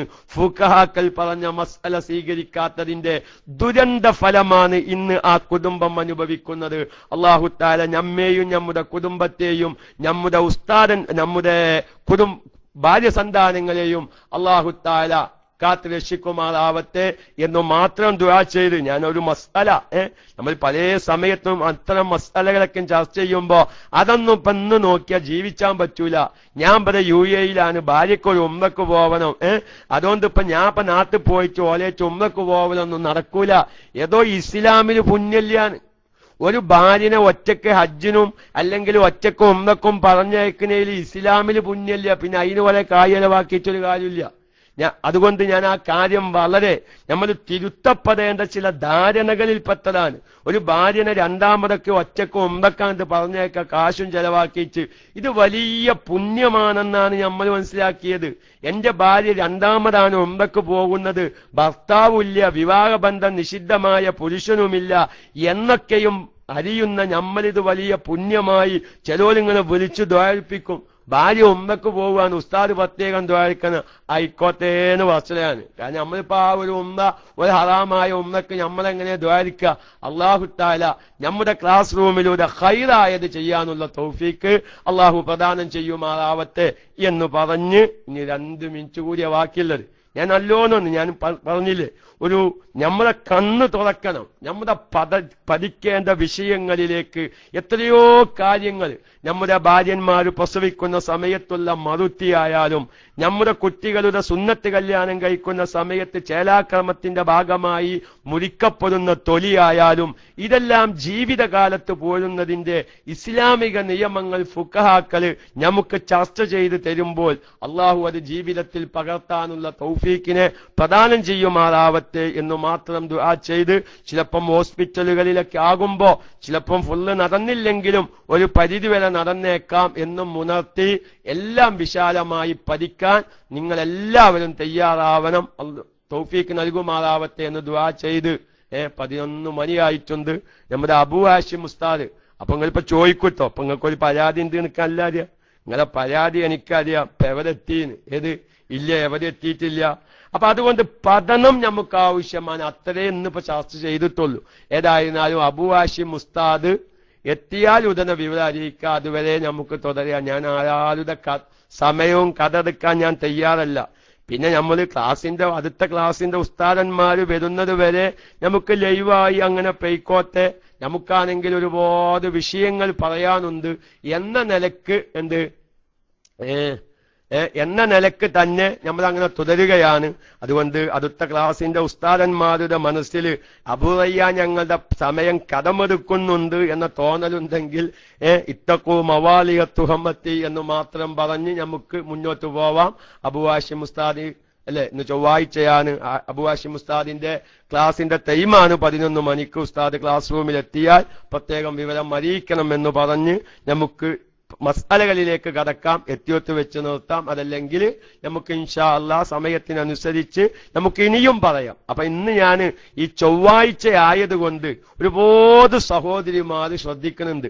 ഞാനിപ്പോ കാസർഗോഡ് ഭാഗത്തുള്ളവരൊക്കെ ഇപ്പൊ ഈ ശബ്ദം കേൾക്കുന്നുണ്ട്. മുല്ലേരി എന്ന് പറയുന്ന നമ്മുടെ ക്ലാസ് റൂമിന്റെ ഒരു പ്രത്യേകത നോക്കാൻ നിങ്ങൾ, KMICയുടെ ഒരു പ്രത്യേകത തന്നെയാണ്.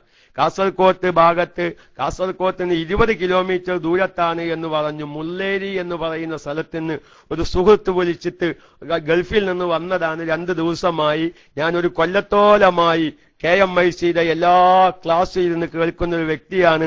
അപ്പൊ നാട്ടിൽ വന്നപ്പോ ഒന്ന് വിളിച്ചതാണ് എന്ന് പറഞ്ഞ് സന്തോഷങ്ങൾ അറിയിച്ച സമയത്ത് അദ്ദേഹം പറഞ്ഞു, ഞങ്ങളുടെ ഈ ഭാഗത്ത് കാസർഗോഡ് മുല്ലേരി എന്ന് പറയുന്ന ഭാഗത്ത് ഒരുപാട് സഹോദരിമാർ ശരിയായി ഇരുന്ന് നമ്മുടെ ക്ലാസ് റൂമിന്റെ ശ്രോതാക്കളാണ് എന്ന സന്തോഷം പറഞ്ഞപ്പോ വല്ലാത്ത സന്തോഷം തോന്നി. അപ്പൊ അതുകൊണ്ട് നമ്മൾ എത്ര ഉറക്കമൊഴിച്ചാലും എത്ര നമ്മൾ സമയം ചെലവഴിച്ചാലും അല്ലാഹു തആല നമുക്കിതിനൊക്കെയും മഹത്തായ പ്രതിഫലം നൽകും എന്ന കാര്യത്തിൽ നമ്മൾ ആരും സംശയിക്കണ്ട. അള്ളാഹു നമ്മുടെ ഖബർ ജീവിതം നാഫിയായ ഇൽമു പ്രചരിപ്പിച്ചതിന്റെ ബറക്കത്ത് കൊണ്ട് അള്ളാഹു നമ്മുടെ ഖബർ ജീവിതം വിശാലമാക്കി തരുമാറാവട്ടെ, പ്രകാശമുള്ളതാക്കി തീർക്കുമാറാവട്ടെ എന്ന് ദുആ ചെയ്ത് ഞാൻ എന്റെ പ്രിയപ്പെട്ട സഹോദരന്മാരോട് ഇന്നലെ പറഞ്ഞ മസ്അലയുടെ ബാക്കിയായി 1-2 കാര്യം കൂടി ഉണർത്തുകയാണ്. ഇന്നലെ നമ്മൾ പറഞ്ഞു, ഒരു മയ്യത്തിനെ കുളിപ്പിച്ച് കഫൻ ചെയ്ത് പൂർത്തിയാകുന്നതിന് മുമ്പ് രക്തം വരുമെന്ന് ഉറപ്പുണ്ടെങ്കിൽ, ഭയമുണ്ടെങ്കിൽ കഫൻ ചെയ്യുന്നതിന് മുമ്പ് തന്നെ നിസ്കാരം പൂർത്തിയാക്കലാണ് ഏറ്റവും നല്ലത്. അത് എല്ലാ സാധാരണക്കാരും പ്രത്യേകമായി മനസ്സിലാക്കി വെക്കേണ്ട മസ്അലയാണ്. അപകട മരണ സമയത്ത് എപ്പോഴും മയ്യത്തിൽ നിന്ന് രക്തം വന്നേക്കാം, ഇവരെ കഫൻ ചെയ്തിട്ടേ നിസ്കരിക്കാവൂ എന്ന ഒരു തെറ്റായ ധാരണ കാരണം ചിലപ്പം കഫൻ ചെയ്യുമ്പോഴേക്ക് മലമോ മൂത്രമോ രക്തമോ ഒന്നായിട്ട് വന്ന് ആകെ മയ്യത്ത് നജസാകുമെന്ന് വരുന്ന സാഹചര്യങ്ങൾ വരുന്ന അത്തരം സന്നിധ്യഘട്ടങ്ങളിലെല്ലാം ആദ്യം നിസ്കാരം പൂർത്തിയാക്കുകയാണ് വേണ്ടത്. അത് സന്ദർഭയോജിതമായി ആ വിഷയത്തിൽ നമ്മൾ ഇടപെടണം എന്ന് ഞാൻ സാന്ദർഭികമായി ഉണർത്തുന്നു. അതുപോലെ തന്നെ നമ്മൾ നിസ്കരിക്കാൻ വേണ്ടി കഫൻ ചെയ്യൊക്കെയും കഴിഞ്ഞു, പക്ഷേ നിസ്കരിക്കാൻ നേരത്ത് കഫൻ തുനി നജസായി വന്നേക്കാം. പ്രിയപ്പെട്ട മുഅ്മിനീങ്ങളെ, അവിടെ നമ്മൾ അങ്കിലാപ്പിലായി നിൽക്കരുത്. മയ്യത്ത് നിസ്കരിക്കാൻ വേണ്ടി തയ്യാറായി നിൽക്കാണ്. ഈ തയ്യാറായി നിൽക്കുന്ന സമയത്താണ് മയ്യത്തിൽ നിന്ന് നേരെ നജസ് പുറത്തേക്ക് വരുന്നത്. കഫൻ തുനിയിലെല്ലാം നജസായി മൂത്രം വന്നിരിക്കുന്നു, അതല്ലെങ്കിൽ മലം വന്നിരിക്കുന്നു, സംഭവിക്കാം. ഇവരെയെല്ലാം ഞാൻ ഇടയ്ക്കിടയ്ക്ക് ഉണർത്തുകയാണ്. പുതിയ ശ്രോതാക്കൾ ഇടയ്ക്കിടയ്ക്ക് വരുന്നത് കൊണ്ട് ഇങ്ങനെ ഒരു മയ്യത്തിൽ നിന്ന് മലവും മൂത്രമൊക്കെയും ഇങ്ങനെ വരാനുള്ള ഒരു പ്രധാനപ്പെട്ട കാരണം, മയ്യത്ത് കുലിയുടെ തുടക്കത്തില് ചാരിയിരുത്തി വയറ് ഉയ്യുക എന്നുള്ളത് ഇന്ന് അപൂർവമായി മാറിയിട്ടുണ്ട്. നമ്മുടെ ആ കുലിപ്പിക്കുന്ന രൂപം പറഞ്ഞപ്പോ ഒരുപാട് നമ്മുടെ ശ്രോതാക്കൾ വിളിച്ചു, ഉസ്താദേ ഞങ്ങളെ നാട്ടിലൊന്നും ഇങ്ങനല്ല മയ്യത്ത് കുലിപ്പിക്കുന്നത്, ആദ്യമേ ശരീരത്തിലേക്ക് വെള്ളം ഒഴിക്കുകയാണ്.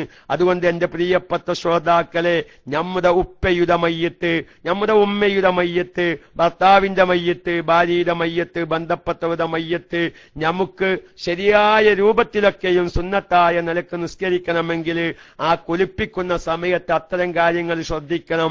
ഏതായിരുന്നാലും ഞാൻ മസ്അലയിലേക്ക് വരാം. നമ്മൾ നിസ്കരിക്കാൻ വേണ്ടി മയ്യത്ത് മുമ്പിൽ വെച്ച സമയത്ത് ഒന്നിരിക്ക മയ്യത്തിൽ നിന്ന് പുറപ്പെട്ട വസ്തുക്കൾ കാരണം കഫൻ തുനി നജസായി, അതല്ലെങ്കിൽ വേറെ ഏതെങ്കിലും നിലക്ക് കഫൻ തുനി നജസായി. ഉദാഹരണം പറയാ, നമ്മൾ നിസ്കരിക്കാൻ വേണ്ടി മയ്യത്ത് മെഹ്റാബിന്റെ മുമ്പിൽ വെച്ചിക്കുക. ഒന്ന് നല്ല ശ്രദ്ധിക്കണട്ടോ. അപ്പൊ കാണാം, സാധാരണ നമ്മൾ ഈ മിഹ്റാബിന്റെ മുകളിൽ കാണാം ഒരു ദ്വാരം. അതായത് ആ പള്ളിയുടെ മുകളിൽ നിൽക്കുന്നവർക്ക് ഈ നേരെ താഴത്തേക്ക് ഇമാമിനെ കാണാം. അവർക്ക് ഒരുപാട് മസല വേറെ വരുന്നുണ്ട്. ഞാൻ അതിലേക്ക് കടക്കൂല. തിരുവമ്പാടിക്ക് ഒരു വേജാറുണ്ടാവും. അതാ നേരെ പോകുന്നു പള്ളിയുടെ മേലേക്ക് മസലേറ്റേന്. ആ ദോരല്ലെങ്കിൽ നിസ്കാരം സഹിയാവൂല എന്നൊക്കെ ഒരു തോന്നലുണ്ട് പലർക്കും. ഇമാമിനെ അയിക്കൂടെ അങ്ങനെ നേരിട്ട് കാണണം, എന്നാലേ മുകളിൽ നിൽക്കുന്നവരുടെ നിസ്കാരം സഹിയാവുകയുള്ളൂ എന്നൊക്കെ ഒരു തോന്നല്. അങ്ങനെ ഒരു ദോരമുണ്ടാവും. ആ ദോരത്തിന്റെ ഭാഗത്ത് നിന്നൊരു എലി നേരെ അങ്ങോട്ട് മൂത്രമൊഴിച്ചു മയ്യത്തിന്റെ ദേഹത്തേക്ക്. ഞാൻ പോയി പറഞ്ഞു കൊണ്ടുവരുന്നത് എങ്ങനെയാണ് ഇപ്പൊ മയ്യത്തിന്റെ ദേഹത്തിലേക്ക് എലി മൂത്രമൊഴിക്കാനുള്ള മസല പറഞ്ഞത്. അങ്ങനെ മയ്യത്ത് നിസ്കരിക്കാൻ വേണ്ടി പള്ളിയിൽ വെച്ചതാണ്. എലി നേരെ മൂത്രമൊഴിച്ചു. മയ്യത്ത് തുണി കഫൻ തുണിയിലാകെ നജസായി. അതുകൊണ്ടാണ് ഫിഖിന്റെ കിതാബ് പറഞ്ഞത്, ഒന്നിരിക്ക മയ്യത്തിൽ നിന്ന് പുറപ്പെടൽ കാരണം മയ്യത്തിന്റെ കഫൻ തുണി വൃത്തികേടായി. ഔ വക്ക അലൈഹി എന്താണ് നജസുൻ, വേറെ ഏതെങ്കിലും ഭാഗത്തിലൂടെ മയ്യത്തിന്റെ കഫൻ തുണിയിൽ അല്ലെങ്കിൽ മയ്യത്തിന്റെ ദേഹത്തിലോ മയ്യത്തിന്റെ കഫൻ തുണിയിലൊക്കെ നജസ് ആയിക്കഴിഞ്ഞാൽ ആ നജസായ കഫൻ തുണിയോടുകൂടെ മയ്യത്ത് നിസ്കാരം സഹീഹല്ല. കാരണം ഇബ്നു ഹജർ ഹൈതമി റളിയല്ലാഹു തആല അൻഹു തന്റെ തൊയ്ഫയിലും ഇമാം റംലി റളിയല്ലാഹു തആല അൻഹു തന്റെ ഫത്താവ റംലിയിലൊക്കെയും വളരെ വ്യക്തമായി പറയുന്നു, ഒമിൻ സമ്മ, ഇക്കാരണത്തിനു വേണ്ടി ഉസ്തുരിത്ത തഹാറത്തു കഫനിഹി, ആ മയ്യത്തിന്റെ കഫൻ തുണി ശുദ്ധിയാവലും ഷർത്താക്കപ്പെടും. ഐലൻ വീണ്ടും ഇലാ ഫറാഇസ് സ്വലാത്തി അലൈഹി, ഈ മയ്യത്തിന്റെ മേലിലുള്ള നിസ്കാരം കഴിയുന്നത് വരെ മയ്യത്തിന്റെ കഫൻ തുണിയിൽ നജസ് വരാൻ പാടില്ല. ഇവിടെ ഒരു മസ്അല നമുക്ക് ചർച്ചയ്ക്ക് വരികയാണ്. കാരണം മയ്യത്തിന്റെ കഫൻ തുണി നജസായി, ഇനി വേറെ കഫൻ തുണി ഇല്ലതാനും അങ്ങനെയും വരാം. അങ്ങനത്തെ സന്ദർഭങ്ങൾ വന്നേക്കല്ലോ. ഇനി വേറെ കഫൻ തുണി കിട്ടാല്ല, മയ്യത്തിന്റെ ഉള്ള കഫൻ തുണി നജസായി, ഇത് കഴുകി വൃത്തിയാക്കാനും മാർഗമില്ല.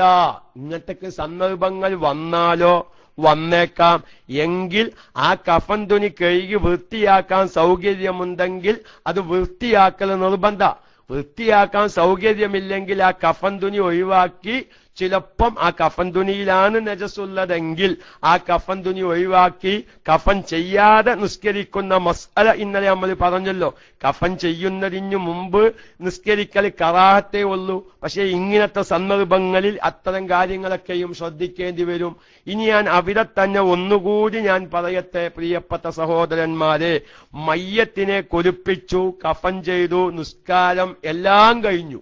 മയ്യത്തിനെ നിസ്കാരം കഴിഞ്ഞ് നേരെ പള്ളിത്തൊഴുവിലേക്ക് കൊണ്ടുപോവുകയാണ്. അങ്ങനെ മയ്യത്തിനെ ഖബറിലേക്ക് ഇറക്കിയിട്ടില്ല.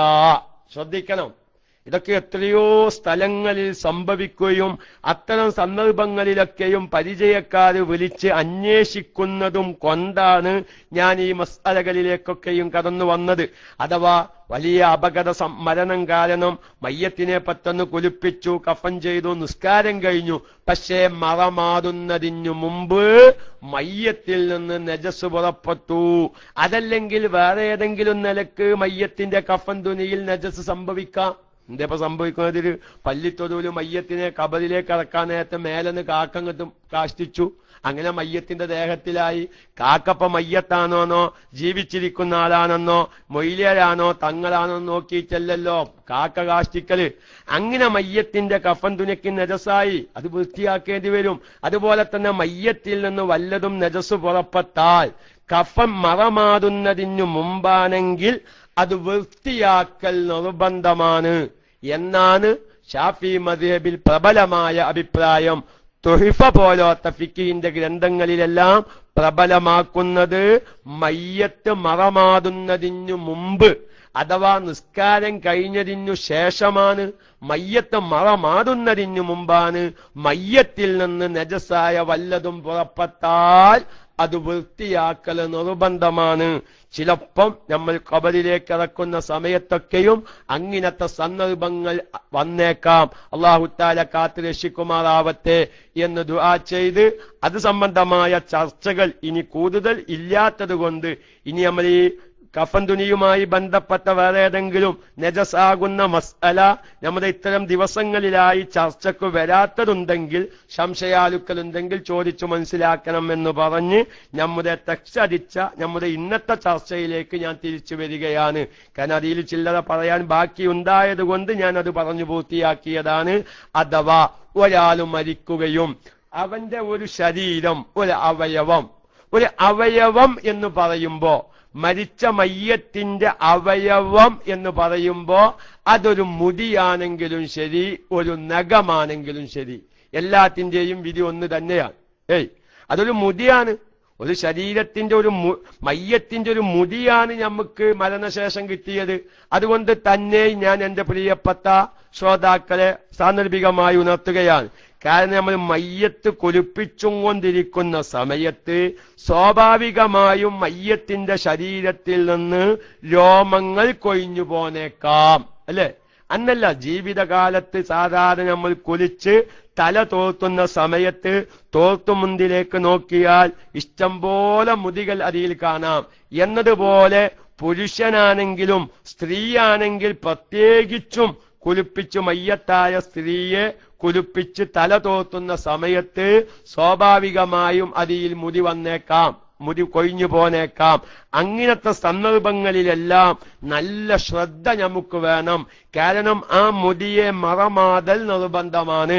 പക്ഷേ മയ്യത്ത് കുളിപ്പിച്ചും കൊണ്ടിരിക്കുകയാണ്, ഈ നിലവിൽ മുടി പോന്നതായ മയ്യത്തിനെ കഫൻ ചെയ്തിട്ടില്ലെങ്കിൽ ആ കൊഴിഞ്ഞു പോന്നതായ മുടിയെ, ആ മയ്യത്ത് കുളിപ്പിക്കുന്ന സമയത്ത് കൊഴിഞ്ഞു പോന്നതായ, പിരിഞ്ഞു പോന്നതായ ആ മുടിയെ, ആ കേശത്തെ എന്ത് വേണം? ഈ കഫൻ തുണിയിൽ തന്നെ വെക്കൽ സുന്നത്താണ്. ഈ കഫൻ ചെയ്യാത്ത മയ്യത്തായത് കൊണ്ട് കഫൻ തുണിയിൽ തന്നെ വെക്കൽ സുന്നത്താണ്. പക്ഷേ അങ്ങനെ കഫൻ ചെയ്തു, മയ്യത്ത് പള്ളിയിൽ കൊണ്ടുപോയി, ഖബറടക്കവും കഴിഞ്ഞിരിക്കുന്നു.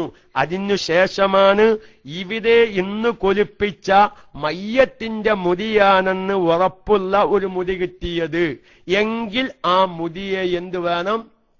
നിർബന്ധമായും മറമാതൽ നിർബന്ധമാണ്. അപ്പൊ നമുക്ക് അതുകൊണ്ട് കുളിപ്പിക്കുന്ന സമയത്ത് സഹോദരിമാരൊക്കെയും പ്രത്യേകം ആ വിഷയത്തിൽ ശ്രദ്ധ വേണം. മയ്യത്തിനെ കുളിപ്പിച്ച് തല തോർത്തി കൊടുക്കുമ്പോൾ മുടി കൊഴിഞ്ഞു പോരുന്നുണ്ടോ എന്ന് പ്രത്യേകം ശ്രദ്ധിക്കണമെന്ന് സാന്ദർഭികമായി ഉണർത്തുന്നു. അപ്പോൾ ഒരു മുസ്ലിമായ വ്യക്തിയുടെ ശരീരത്തിന്റെ ഭാഗം, ഇനി മുസ്ലിമാണോ അമുസ്ലിമാണോ, മരിച്ചവനാണോ മരിക്കാത്തവനാണോ എന്നുള്ള സംശയത്തിൽ കിട്ടുന്ന അവയവങ്ങളുടെ ഹുക്കുമ് നമുക്ക് ആദ്യം പറയാം, പിന്നെ പറയാം.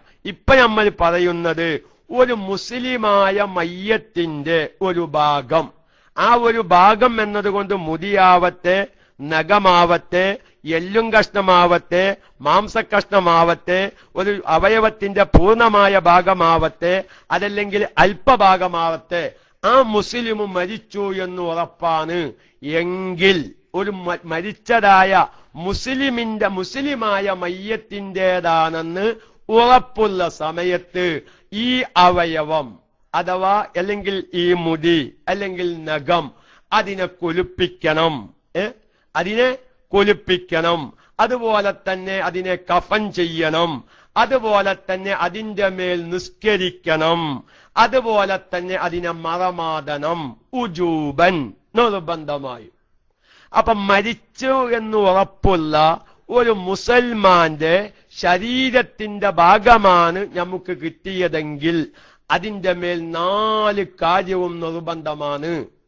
മനസ്സിലായോ? 4 കാര്യവും നിർബന്ധമാണ്. പക്ഷേ അവിടെ വേറൊരു വിഷയം കൂടി ഞാൻ ശ്രദ്ധിക്കണം.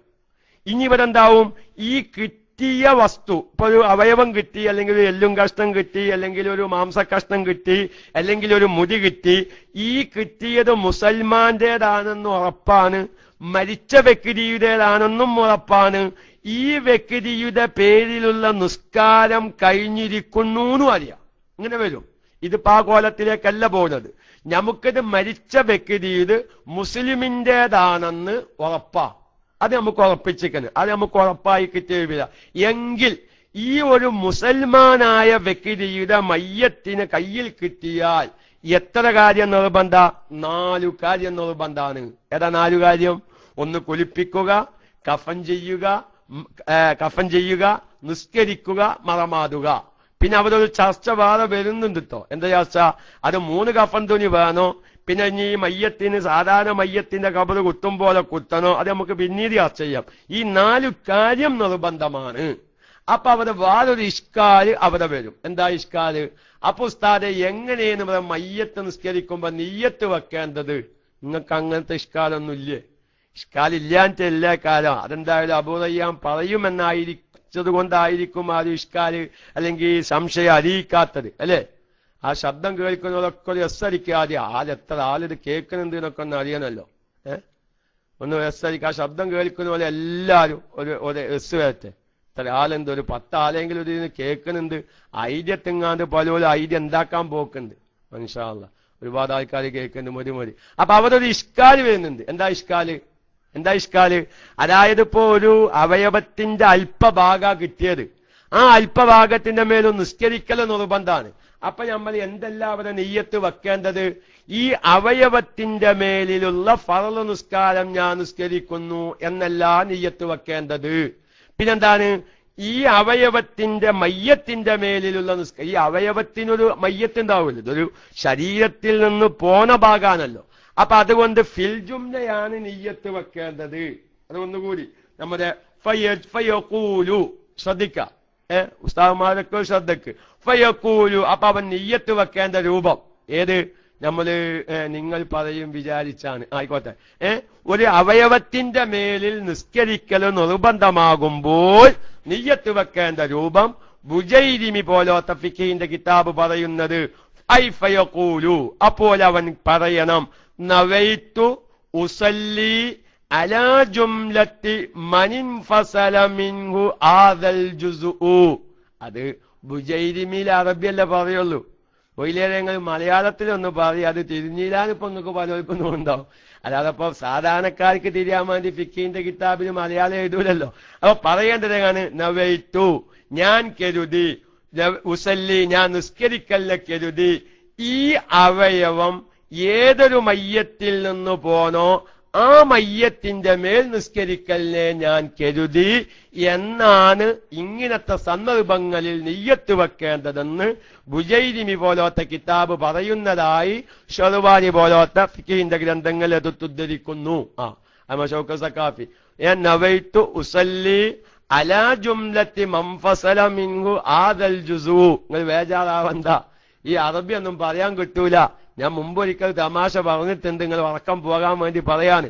ഫസ്റ്റിൽ ഒളൂ പഠിപ്പിക്കുന്ന ഉസ്താദ് എന്താണ് സാധാരണക്കാരെന്ന് മുൻകൈ കഴുകുമ്പോലുള്ള ദിക്റ് ചൊല്ലിക്കൊടുത്തു. മുൻകൈ കഴുകേണ്ട രൂപം പഠിപ്പിച്ചു. ഇനി ഞാൻ ചെല്ലിച്ച് കഴുകിക്കോന്ന് അറിഞ്ഞപ്പോ ആ സാധാരണക്കാരൻ പറഞ്ഞു ഞാൻ ഇങ്ങനെ കിളുമ്പിക്കോല, ഉസ്താദ് ഇങ്ങനെ ചൊല്ലിക്കോലിന്ന് പറഞ്ഞു. കാരണം അവനക്ക് ചെല്ലലും കിളുമ്പലും പാടെ നടക്കണില്ല എന്ന് പറഞ്ഞു. എന്ന മാതിരി ഇപ്പോ എങ്ങനെ ഇപ്പൊ നവൈതു ഉസല്ലി അലാ ജുംലത്തി മൻ ഇൻഫസല മിൻഹു ആദൽ ജുസു എന്നൊക്കെ ഇപ്പൊ എങ്ങനെ ഇപ്പൊ നിയ്യത്ത് വെക്കുക? അപ്പൊ നമ്മൾ സാധാരണ ഈ അവയവത്തിന്റെ മേലിൽ മാത്രം നിസ്കരിക്കുന്നു എന്നല്ല നിയ്യത്ത് വെക്കേണ്ടത്. പിന്നെ നിയ്യത്ത് വെക്കേണ്ട രൂപം എങ്ങനെയാണ്? മൊത്തം ഈ ജുസ് ഈ ഭാഗം പിരിഞ്ഞു പോന വ്യക്തിയായ ആ വ്യക്തിയുടെ പേരിലാണ് നമ്മൾ നിയ്യത്ത് വെക്കേണ്ടത് എന്ന് പ്രത്യേകമായി ഉണർത്തുന്നു. ഇനി ഇവിടെ ഒരു മസ്അല ഇവിടെ കന്ന് കളിക്കുന്നുണ്ട്, അത് പറയാം. നമ്മക്കൊരു മുസൽമാനായ മനുഷ്യന്റെ അവയവം കിട്ടി, അങ്ങനെ ആ അവയവത്തിന്റെ മേലില് നമ്മൾ നിസ്കരിക്കുമ്പോ എങ്ങനെ നിയ്യത്ത് വെച്ചു വേറെ ഒരു ഭാഗം ഒരാഴ്ച കഴിഞ്ഞു കിട്ടിയ ആവതെ? അങ്ങനെ വരത്തെ ചോദ്യം സാന്ദർഭികമായ വിഷയവുമായി ബന്ധപ്പെട്ട ചോദ്യം വരട്ടെ. വേറെ ഒരു ഭാഗം ഒരാഴ്ച കഴിഞ്ഞു കിട്ടിയാൽ അതിനും മയ്യത്ത് നിസ്കരിക്കണം. അത് മയ്യത്തിന്റെ വേറൊരു ഭാഗമാണ്. നമ്മുടെ ലത്തീഫ് വായക്കാട് ചോദിച്ച ചോദ്യം നല്ലൊരു പ്രസക്തമായ ചോദ്യമാണ്. ഒരു അപകടം സംഭവിച്ചതാ, അപ്പൊ നമ്മൾ വാഹനം ഒരു സൈഡിൽ കിടക്കുക. ഞാനിത് സംഭവിക്കുന്ന മേഖലകളാണ് ഞാൻ വിശദീകരിക്കുന്നത്, രൂപങ്ങൾ. അപകടം സംഭവിച്ചു, വാഹനം കാലച്ചാലിലേക്ക് മറിഞ്ഞവിടെ കിടക്കുകയാണ്.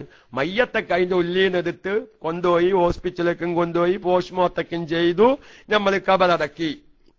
അപ്പോഴാണ് പിന്നെ ആ വൈക്കിങ്ങനെ പോകുമ്പോൾ ഏതാ ഒരു മാംസത്തിന്റെ കഷ്ണി കിടക്കണ്. അപ്പൊ അവരെ മരിച്ച വ്യക്തിയുടേതാണെന്ന് ഉറപ്പായി, അങ്ങനെ കിട്ടി, നമ്മൾ അതിന്റെ പേര് കാര്യം ചെയ്തു. പക്ഷെ പിന്നെ വാഹനം എടുക്കുന്ന സമയത്ത് പിന്നെ നമ്മൾ കേസും കുലുമാരൊക്കെയും ആയി അതിൻ്റെതായ മറ്റു ഡിപ്പാർട്ട്മെന്റ് കൈകാര്യം ചെയ്യുമ്പോ ഈ വാഹനം നമ്മൾ മരിഞ്ഞ ഭാഗത്തിൽ നിന്ന് പൊക്കുമ്പോഴാണ് അതിന്റെ ഉള്ളിൽ വേറൊരു മാംസ കഷ്ണം കിടക്കുന്നത്. അള്ളാഹു കാത്ത് രക്ഷിക്കുമാറാവട്ടെ. അപ്പൊ അതിനൊന്ന് നിസ്കരിക്കണം, അത് വേറെ മാംസ കഷ്ണാണ്. മുമ്പ് സ്കൂളിൽ പഠിക്കുന്ന കുട്ടിയോട് അധ്യാപകൻ ചോദിച്ചു, കരയിലും വെള്ളത്തിലും താമസിക്കുന്ന ഒരു ജീവിയുടെ പേര് പറയുക. അപ്പോൾ ഒരു കുട്ടി പറഞ്ഞു തവള എന്ന് പറഞ്ഞു, കരയിലും വെള്ളത്തിലും ജീവിക്കുന്ന. അപ്പൊ അധ്യാപകൻ അടുത്ത കുട്ടിയോട് പറഞ്ഞു, ഒരു പേര് കൂടി പറയൂ. അപ്പൊ കുട്ടി പറഞ്ഞു മറ്റൊരു തവള. കുട്ടി പറഞ്ഞ ഉത്തരം ശരിയാലോ. ഞാൻ ഈ ചോദ്യവുമായി അതിനൊരു ബന്ധമുണ്ട്. ഈ കുട്ടി പറഞ്ഞത് തവളയാണ്, അപ്പൊ വേറെ കുട്ടി പറഞ്ഞു മറ്റൊരു തവളാനാണ്, അത് വേറെ തവളയാണല്ലോ എന്ന് പറഞ്ഞതുപോലെ നമുക്ക് ആദ്യം കിട്ടിയത് ഒരു ഭാഗമാണ്, രണ്ടാമത് കിട്ടിയത് എന്താണ്, വേറൊരു ഭാഗമാണ്. അപ്പൊ രണ്ടാമത് ഒരാഴ്ച കഴിഞ്ഞിട്ടാണ് ഒരു കഷ്ണം പിന്നീട് കിട്ടുന്നത്. അത് മുസ്ലിമായ മയ്യത്തിന്റെ ശരീരത്തിൽ നിന്നാണെന്ന് ഉറപ്പാണെങ്കിൽ എന്ത് വേണം, ചെയ്യണം. അപ്പൊ ഞാൻ പറഞ്ഞതെന്താ, ഇങ്ങനെ നമുക്ക് മുസ്ലിമായ മയ്യത്തിൻ്റെതാണെന്ന് ഉറപ്പുള്ളതാവുകയും നമ്മൾ അതെല്ലാം കൈകാര്യം ചെയ്തു, പിന്നീടാണ് ആ മയ്യത്തിനെ കിട്ടിയാലോ അവിടെ ഒരു ഇഷ്കാല് വരൂല്ല നിങ്ങൾക്ക്. കാരണം നമ്മൾ ഈ അവയവത്തിന്റെ മേലിൽ നിസ്കരിക്കുമ്പോൾ എന്ത് നിയ്യത്ത് വെച്ചിട്ടുണ്ട്, മൊത്തം ഈ മരിച്ച വ്യക്തിയുടെ മേലിൽ നിയ്യത്ത് വെച്ചിട്ടാണ് നമ്മൾ നിസ്കരിച്ചിട്ടുള്ളത്. പക്ഷേ നമ്മൾ ഈ അവയവത്തിന്റെ മേലിൽ നിസ്കാരവും കുളിപ്പിക്കലും കഫൻ ചെയ്യലും മറമാതലൊക്കെയും കഴിഞ്ഞതിന്റെ ശേഷമാണ് ഈ അവയവത്തിന്റെ സ്വാഹിബ്, ഈ അവയവത്തിന്റെ ഉടമവകാശിയായ മയ്യത്തിനെ കയ്യിൽ കിട്ടുന്നതെങ്കിൽ എന്ത് വേണം, ആ വ്യക്തിയുടെ പേരിലുള്ള മയ്യത്തു നിസ്കാരം വീണ്ടും നടത്തൽ നിർബന്ധം. അപ്പൊ എന്തു പറ്റൂല, ഒരു മയ്യത്തിന്റെ അവയവത്തിന്റെ പേരിൽ നിസ്കാരം ആദ്യം കഴിയുകയും പിന്നീട് ആ അവയവത്തിന്റെ ഉടമവകാശിയായ മയ്യത്തിനെ തന്നെ കയ്യിൽ കിട്ടിയാൽ അവയവത്തിന്റെ പേരിൽ നിസ്കരിക്കുമ്പോൾ ആകെ മയ്യത്തിന്റെ പേരിൽ നിസ്കാരത്തിന്റെ നിയ്യത്ത് വെച്ചിരിക്കുന്നു എന്നതിന്റെ പേരിൽ ഇനി ഈ വ്യക്തിയെ നിസ്കരിക്കാതെ മറമാടാൻ പറ്റുകയില്ല എന്നും സാന്ദർഭികമായി ഉണർത്തുന്നു. ഇനി ഇവിടെ തന്നെ മറ്റൊരു മസ്അല കൂടി കടന്നു വരുന്നു. നമുക്കൊരു മരിച്ചതായ മുസൽമാന്റെ അവയവം കിട്ടി, ആ അവയവത്തിന്റെ ഉടമവകാശിയായ ആ മയ്യത്തിന്റെ മേലിൽ നിസ്കാരം കഴിഞ്ഞിരിക്കുന്നു എന്നറിയാം. രണ്ട് കോലാത്തോ. ആദ്യം പറഞ്ഞത് എങ്ങനെയാണ്, ഒരു മയ്യത്തിന്റെ അവയവാണ് നമ്മുടെ കയ്യിൽ കിട്ടിയത്, പക്ഷേ ആ മയ്യത്തിൻ്റെതാണ്, അത് മുസ്ലിമിൻ്റെതാണെന്നും അറിയാം. ഈ കോലത്തിൽ ഈ അവയവത്തിന്റെ മേലിൽ 4 കാര്യം നിർബന്ധമാണ്. ഇനി ആ 4 കാര്യം ചെയ്ത് ഈ അവയവത്തിന്റെ സാഹിബിനെ, അതായത് ആ മയ്യത്തിനെ കയ്യിൽ കിട്ടിയാൽ ആ മയ്യത്തിന്റെ മേലിൽ എന്ത് വേണം, നമ്മൾ കുളിപ്പിക്കണം, കഫൻ ചെയ്യണം, നിസ്കരിക്കണം, മറമാടണം. കുളിപ്പിക്കലും കഫൻ ചെയ്യലും മറമാടലും വേണമെന്നൊക്കെ നമുക്ക് എല്ലാവർക്കും അറിയാം. പക്ഷേ ഇനി നിസ്കരിക്കേണ്ട ആവശ്യമുണ്ടോ എന്നൊരു ചോദ്യം വരും. കാരണം നമ്മൾ ഈ അവയവത്തിന്റെ മേലിൽ മൊത്തത്തിൽ നിയ്യത്ത് വെച്ചൊരു നിസ്കാരം നടത്തിയിട്ടുണ്ടല്ലോ, അതുകൊണ്ട് ഇനി നിസ്കരിക്കേണ്ടതുണ്ടോ എന്ന ചോദ്യത്തിന് പ്രസക്തിയില്ല, നിസ്കരിക്കൽ നിർബന്ധാണ്. അപ്പൊ അതുകൊണ്ട് നമ്മൾ ലത്തീഫ് വായക്കാട് ചോദിച്ച ചോദ്യത്തിന് കൂടിയത് മറുപടിയാണ്.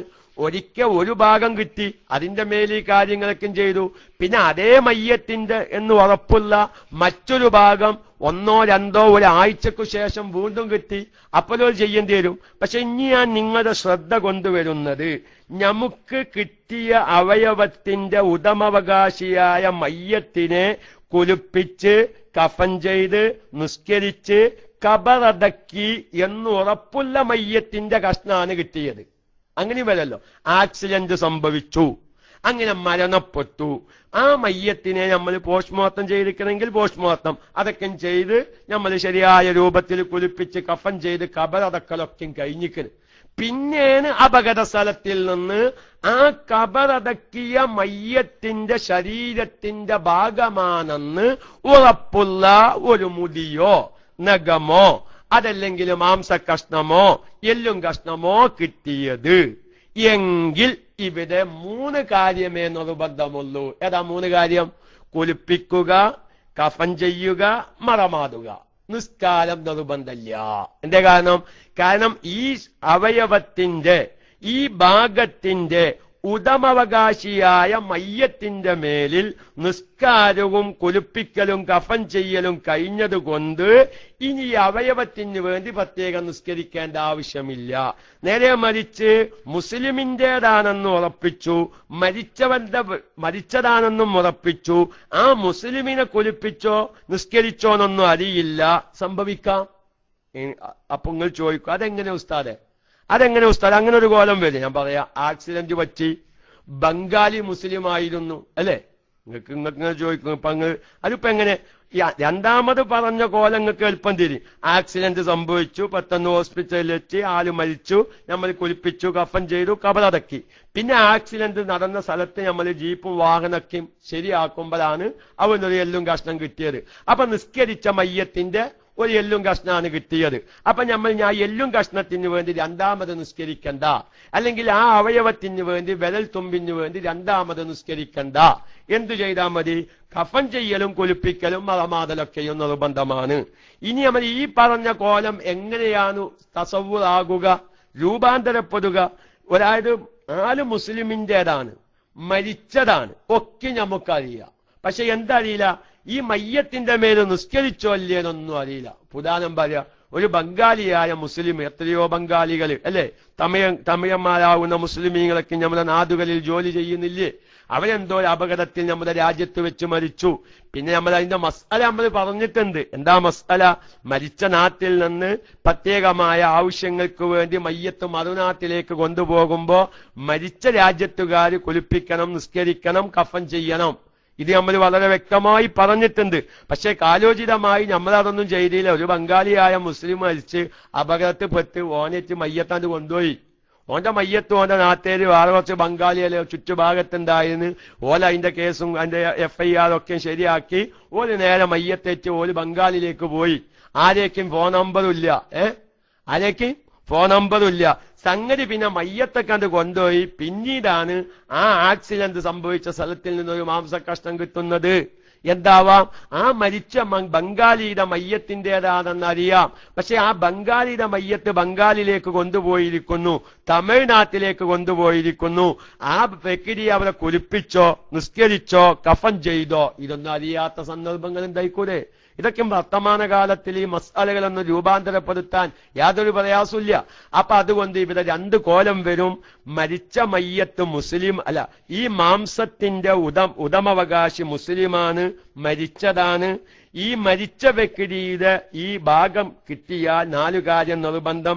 പിന്നീട് ഈ മയ്യത്തിനെ പൂർണ്ണമായും തിരിച്ചു കിട്ടിയാൽ ഈ അവയവത്തിന്റെ മേലിൽ നമ്മൾ പൂർണ്ണമായ ഒരു മയ്യത്തിനുള്ള നിസ്കാരം നടത്തിയിട്ടുണ്ടെങ്കിലും രണ്ടാമത് മയ്യത്തിന്റെ പേരിൽ നിസ്കരിക്കൽ നിർബന്ധമാകും. ഒരാഴ്ച കഴിഞ്ഞോ 10 ദിവസം കഴിഞ്ഞോ ഇതേ മയ്യത്തിന്റെ ഒരു ശരീരത്തിന്റെ ഭാഗം വേറെ ഏതെങ്കിലും ആ അപകട സ്ഥലത്ത് തന്നെ പിന്നീട് കിട്ടിയാൽ അതിനും ഇത്തരം കാര്യങ്ങളൊക്കെയും നിർബന്ധമാണ്. ഇനി അവിടെ ഒന്ന് ശ്രദ്ധിക്കാനുള്ളത്, മരിച്ച മയ്യത്താണ്, മുസ്ലിമിന്റേതാണ്. ആ മുസ്ലിമായ മയ്യത്തിനെ കുളിപ്പിച്ച് കഫൻ ചെയ്തു നിസ്കരിച്ച് കബറടക്കി എന്ന് ഉറപ്പുള്ള ഒരു മയ്യത്തിന്റെ കഷ്ണമാണ്, ഭാഗമാണ്, ശരീരത്തിന്റെ ഭാഗമാണ് കിട്ടിയതെങ്കിൽ എന്ത് ചെയ്യണം? അവിടെ നിസ്കാരം നിർബന്ധമില്ല. കാരണം ഈ അവയവത്തിന്റെ ഉടമവകാശിയായ മയ്യത്തിന്റെ പേരിൽ പൂർണ്ണമായ ഒരു നിസ്കാരം കഴിഞ്ഞതുകൊണ്ട് ഇനി അവയവത്തിന് വേണ്ടി മാത്രം നിസ്കരിക്കേണ്ട ആവശ്യമില്ല. പക്ഷേ മറ്റു 3 കാര്യങ്ങളും നിർബന്ധമാണ് എന്ന് പറഞ്ഞ് ഇനി നമുക്ക് ചർച്ച ചെയ്യാനുള്ളത്, കിട്ടിയത് മുസ്ലിമിന്റേതാണോ അമുസ്ലിമിന്റേതാണോ എന്ന് സംശയം വന്നു. കാരണം അപകടത്തിൽ മരിച്ചതാണ്. അവരെ 2 അപകടത്തിൽ മുസ്ലിമും മരിച്ചിട്ടുണ്ട്, അമുസ്ലിമും മരിച്ചിട്ടുണ്ട്. പക്ഷെ ഒരു മാംസക്കഷ്ണം കിട്ടി. ഈ മാംസക്കഷ്ണം മുസ്ലിമിന്റേതോ അമുസ്ലിമിന്റേതോ എന്നറിയില്ല. മുസ്ലിമിന്റേതാവുമ്പോഴാണല്ലോ ഇപ്പൊ ഈ വിധികളൊക്കെ വരുന്നത്. അപ്പൊ അങ്ങനെ സംശയം വന്നേക്കാം. അല്ലെങ്കിൽ ഒരു അപകടം, ഒരു മാംസക്കഷ്ണം കിട്ടി, അപകടത്തില് 2 മരിച്ചിട്ടുണ്ട്, 2 മരിച്ചിട്ടില്ല. പക്ഷെ ഒരു മാംസക്കഷ്ണം കിട്ടി, മരിച്ചവന്റേതാണോ മരിക്കാത്തവന്റേതാണോ അറിയാത്ത സന്ദർഭങ്ങൾ. ഇൻഷാ അല്ലാഹ് സമയം 11:30 മണിയായിട്ടുണ്ട്. അല്ലാതെ ദീർഘമാകുമ്പോ ബുദ്ധിമുട്ടുണ്ട്. അതുപോലെ തന്നെ ശ്രോതാക്കൾക്കും പ്രയാസമാകും.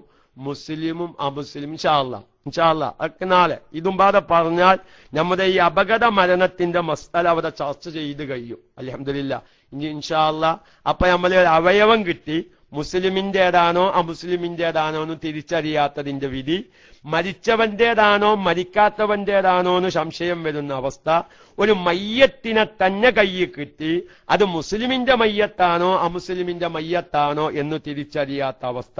ഈ 3 വിഷയത്തിന്റെയും വിധികൾ ഇൻഷാ അല്ലാഹ് വിശാലമായി പഠിക്കാനും കേൾക്കാനും അള്ളാഹു തൗഫീഖിനെ പ്രദാനം ചെയ്യുമാറാവട്ടെ എന്ന് ദുആ ചെയ്ത് ആ ഒരു വിഷയം കൂടി ഇൻഷാ അല്ലാഹ് നമുക്ക് നാളെ രാവിലെ ചർച്ച ചെയ്യാം.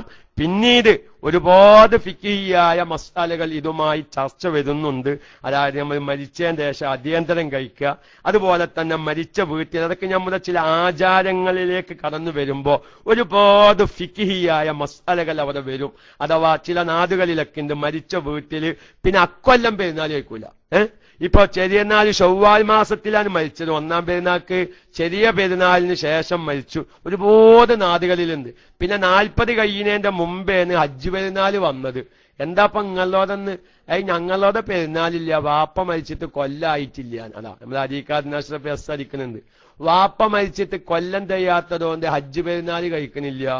ഓല പെരയില് കൂട്ടാഞ്ചാറില്ല, വപ്പതില്ല, ഉണക്കസ്രാവില്ല, പുതിയ തുണിങ്കുപ്പായില്ല, മൈലാഞ്ചില്ല, ഒന്നുമില്ല. അങ്ങനെ പെരുന്നാൾ കഴിക്കാത്തൊരാചാരം, അതുപോലെ തന്നെ അങ്ങനെ ഒരു ദുഃഖിച്ചിരിക്കുന്ന ആചാരം, ഇതൊക്കെയും അതുപോലെ തന്നെ ഒരു മരിച്ച വ്യക്തിയുടെ പേരിൽ നമ്മൾ ദാനധർമ്മങ്ങൾ ചെയ്യുക വളരെയധികം സുന്നത്താണ്. അതുപോലെ തന്നെ ഖുർആൻ ഓതുക, അതൊക്കെ നമ്മൾ ചർച്ച ചെയ്യുന്നിടത്ത് ഫിഖ്ഹാണ് കടന്നു വരുന്നത്. അങ്ങനെ നമ്മൾ എന്ത് ചെയ്തു, വാപ്പ മരിച്ചു, ചില മക്കൾക്കൊന്നും അടിയന്തരം കഴിക്കാൻ കമ്പല്ല, ചില മക്കൾക്ക് അതിന് ഭയങ്കര ആവേശം.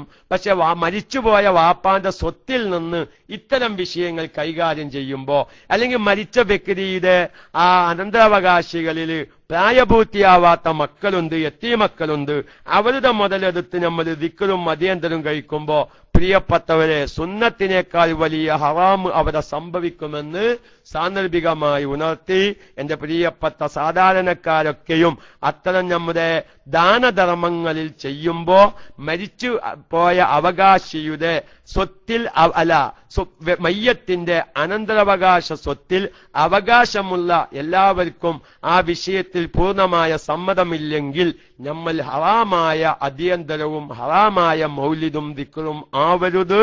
അതിന്റെ അത്തരം ചില ഫിഖ്ഹിയായ ചർച്ചകൾ കൂടി നമുക്ക് ഇൻഷാ അല്ലാഹ് ഈ അപകട മയ്യത്തുമായി ബന്ധപ്പെട്ട വിഷയത്തിനു ശേഷം നമുക്ക് ചർച്ച ചെയ്യാം. ഇന്ന് ചൊവ്വാഴ്ചയാണ്. ഞാൻ എന്റെ പ്രിയപ്പെട്ട എല്ലാ സഹോദരന്മാരോടും ഞാൻ എന്തൊരു ആഗ്രഹം പ്രകടിപ്പിക്കുകയാണ്. അതിനോട് നിങ്ങളൊക്കെയും യോജിക്കുന്നുവെങ്കിൽ നമുക്ക് അങ്ങനെയാവാം. ഒരുപാട് സഹോദരിമാരുടെ ഒരു ആവശ്യം അവർ ഉന്നയിച്ചിട്ടുണ്ട്. ഉസ്താദ് ചൊവ്വാഴ്ച എല്ലാ ചൊവ്വാഴ്ചയും അവർക്ക് ആവശ്യമായ ഫിഖ്ഹിയായ അവരുടെ ജീവിതത്തിൽ പ്രത്യേകം അറിയേണ്ട, മനസ്സിലായില്ല, മരിക്കാത്ത ആളുകളുടെ ആണെങ്കിലോ മാഷാ അല്ലാ ചർച്ച ചെയ്യും. അതായത് ശാസ്ത്രം മരിക്കാത്ത ഒരു മുസൽമാന്റെ മരിക്കാത്ത ഒരു വ്യക്തിയുടെ ശരീരത്തിൽ നിന്ന് പിരിഞ്ഞു പോന്നതാണെങ്കിലോ എന്നായിരിക്കും അദ്ദേഹത്തിന്റെ ആ ചോദ്യം. ഇതുവരെ ഇപ്പൊ നമ്മൾ മരിച്ചവരാണ്. അപ്പൊ അത് നമ്മൾ പറഞ്ഞില്ലേ, നമ്മൾ ചർച്ച ഇവിടെ വന്നിട്ടുണ്ടല്ലോ. തുടക്കത്തിൽ നിങ്ങൾ ചിലപ്പം കേട്ടിട്ടുണ്ടാവില്ല. അതായത് നമ്മൾ ഈ വിഷയം ചർച്ച ചെയ്യുമ്പോ ജീവിതകാലത്ത് പിരിഞ്ഞു പോന്ന വസ്തുക്കള്, മുടി, നഖം, മാംസകഷ്ണം വരുമല്ലോ. എത്രയോ നോക്കിങ്ങള്, എത്രയോ ഹോസ്പിറ്റലില് വിരല് പഴുത്ത കാരണം മുറിച്ചൊഴിവാക്കുന്നു, അല്ലെ? അതുപോലെ തന്നെ ഇപ്പൊ നമ്മുടെ കണ്ണമംഗലം ഇബ്രാഹിം സാഹിബ്, അള്ളാഹു താല അദ്ദേഹത്തിന്റെ മാതാവിന് പൂർണ്ണമായും ശിഫ നൽകുമാറാവട്ടെ. അദ്ദേഹത്തിന്റെ മാതാവിന്റെ കാല് തന്നെ കൊണ്ട് മുറിച്ചൊഴിവാക്കിക്കാണ്.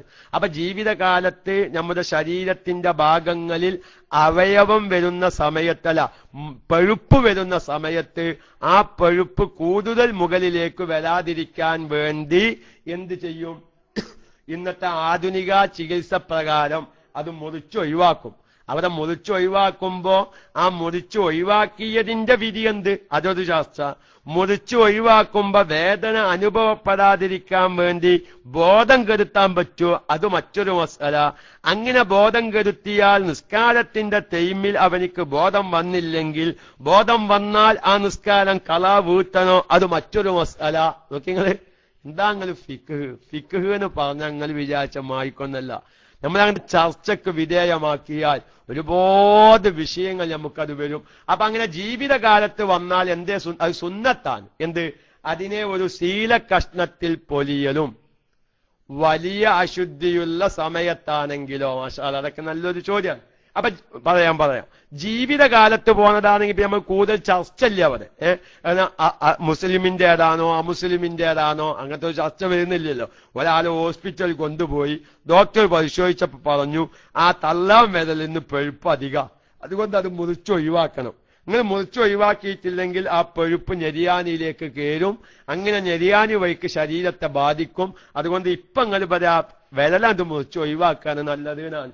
അങ്ങനെ മുറിച്ചൊഴിവാക്കുന്ന സമയത്ത് അതുപോലെ തന്നെ ഇനിയിപ്പോ അവിടെ തന്നെ വരാം, ഒരു മരിക്കാത്ത വ്യക്തിയാണോ മരിച്ച വ്യക്തിയുടേതാണോ എന്ന് സംശയം വരുന്ന കോലത്തിലും അവിടെ എന്റെ സുന്നത്ത് അതിനെ ഒരു ശീല കഷ്ണത്തിൽ പൊതിയ, എന്നിട്ട് മറമാടുക. അത് മണ്ണിലാണ് ഏറ്റവും നല്ലത്. മണ്ണില്, കാരണം മനുഷ്യ ശരീരത്തിൽ നിന്ന് പോന്നതൊക്കെയും മണ്ണിൽ മറമാടലാണ് ഏറ്റവും നല്ലത്. പിന്നെ ഇനി പലർക്കും ചർച്ച നമ്മൾ മുമ്പ് ചെയ്തിട്ടുണ്ട്, ക്ലോസറ്റിൽ ഇടാൻ പറ്റുമോ, കക്കൂസും കുജ്ജിക്ക് ഇടാൻ പറ്റുമോ, പോലത്തെ ചർച്ചകളൊക്കെയും നമ്മൾ പല പ്രാവശ്യം നടന്നതുകൊണ്ട് ഞാൻ ആ ഭാഗത്തേക്ക് വരുന്നില്ല. അപ്പൊ ജീവിതകാലത്തിന് ഒരാൾ പോന്നതാകുമ്പോ അത് മറക്കലും മറമാടലും സുന്നത്താണ്. പക്ഷേ അവിടെ ചർച്ച നീണ്ടുപോകുന്നുണ്ട്.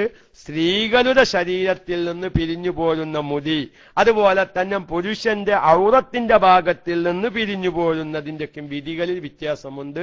ഇൻഷാ അല്ലാഹ് അതൊക്കെ നമ്മൾ മുമ്പ് പറഞ്ഞിട്ടില്ല. കേൾക്കാത്തവരുണ്ടെങ്കിൽ നാളത്തെ ചർച്ചയിൽ അത് കൊണ്ടുവരാം എന്ന് പ്രത്യേകമായി അറിയിക്കുന്നു. അല്ലാഹു തആല നമ്മുടെ ജീവിതത്തിൽ, കാരണം അത് ഞാൻ മുൻകൂട്ടി പറഞ്ഞിട്ടുണ്ട്, അത് നമ്മുടെ ചർച്ചയിൽ വരും. അങ്ങനെ ജീവനുള്ള ജീവികളിൽ നിന്ന് പിരിഞ്ഞു പോന്നത്, തിന്നപ്പെടുന്ന ജീവികളിൽ നിന്ന് പിരിഞ്ഞു പോന്നത്, തിന്നപ്പെടുന്ന ജീവികളിൽ തന്നെ ജീവിതകാലത്ത് പിരിഞ്ഞു പോന്നത്, അവയെ അറുത്തതിനു ശേഷം പോന്നത്, പൂച്ച കെഞ്ചിച്ചാടിയാലുള്ള കെഞ്ചിലുള്ള രോമം, അതൊക്കെയും ഈ വിഷയവുമായി നമ്മൾ പഠിക്കേണ്ടതാണ്. അതൊക്കെയും നമ്മുടെ വീടുകളിലും കുടുംബത്തിലൊക്കെയും ആവശ്യമാണ്. അള്ളാഹു തൗഫീഖിനെ പ്രദാനം ചെയ്യുമാറാവട്ടെ എന്ന് പറഞ്ഞ് അബൂ ഹാഷിം ഉസ്താദ് വരുന്നില്ല. വലിയ അശുദ്ധിയുള്ള സമയത്താണ് ഞാൻ പറയാൻ മറന്ന്.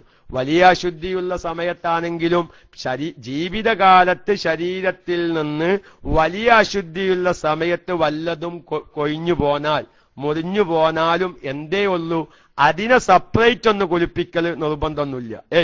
അതിനെ സെപ്പറേറ്റ് കുളിപ്പിക്കുക. ഇപ്പൊ സാധാരണ ജീവിതകാലത്ത് കുലി നിർബന്ധമായ സമയത്ത് കൊഴിഞ്ഞു പോന മുടി, അല്ലെങ്കിൽ ഓർമ്മയില്ലാതെ ഒരാൾ നഖം മുറിച്ചു എങ്കിൽ അതിനകത്ത് കുഴിച്ചിടൽ നിർബന്ധമായടത്ത് കുഴിച്ചിടുക, അതെല്ലാം മറക്കൽ സുന്നത്തായടത്ത് മറക്കുക.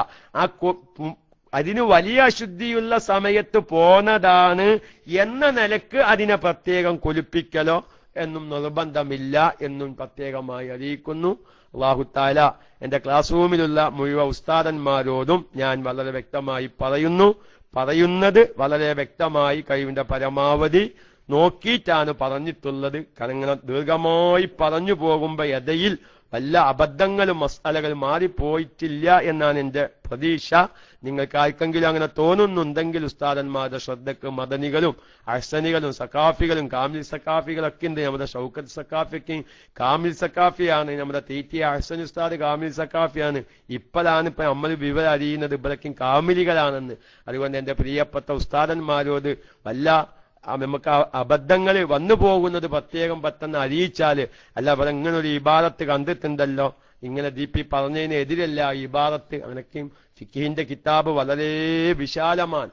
അതുകൊണ്ടാണ് പല ഉസ്താദന്മാരും ഈ ഫിഖിഹിയായ ചർച്ചയിലേക്ക് പലവരും കടക്കാറില്ല. അതൊരു വലിയ ഒരു അധ്വാന മേഖലയാണ്. പക്ഷെ എനിക്കതെന്റെ ജീവിതത്തിൽ വലിയൊരു താല്പര്യമായിട്ടാണ് തോന്നിയത്. ഫിഖ് വിശാലമായി പഠിക്കുക. ഞാൻ ബറക്കത്തിന് വേണ്ടി നമ്മൾ ഇതുവരെ ചർച്ച ചെയ്തത്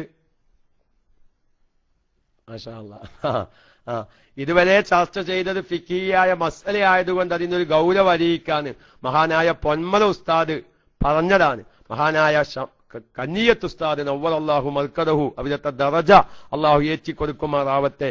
കന്നിയത്ത് ഉസ്താദ് ഒരിക്കൽ പറഞ്ഞത് ഏതോ ഫിഖ് എന്ന് പറഞ്ഞാല് കഷായത്തിന്റെ മരുന്ന് പോലെയാണ്.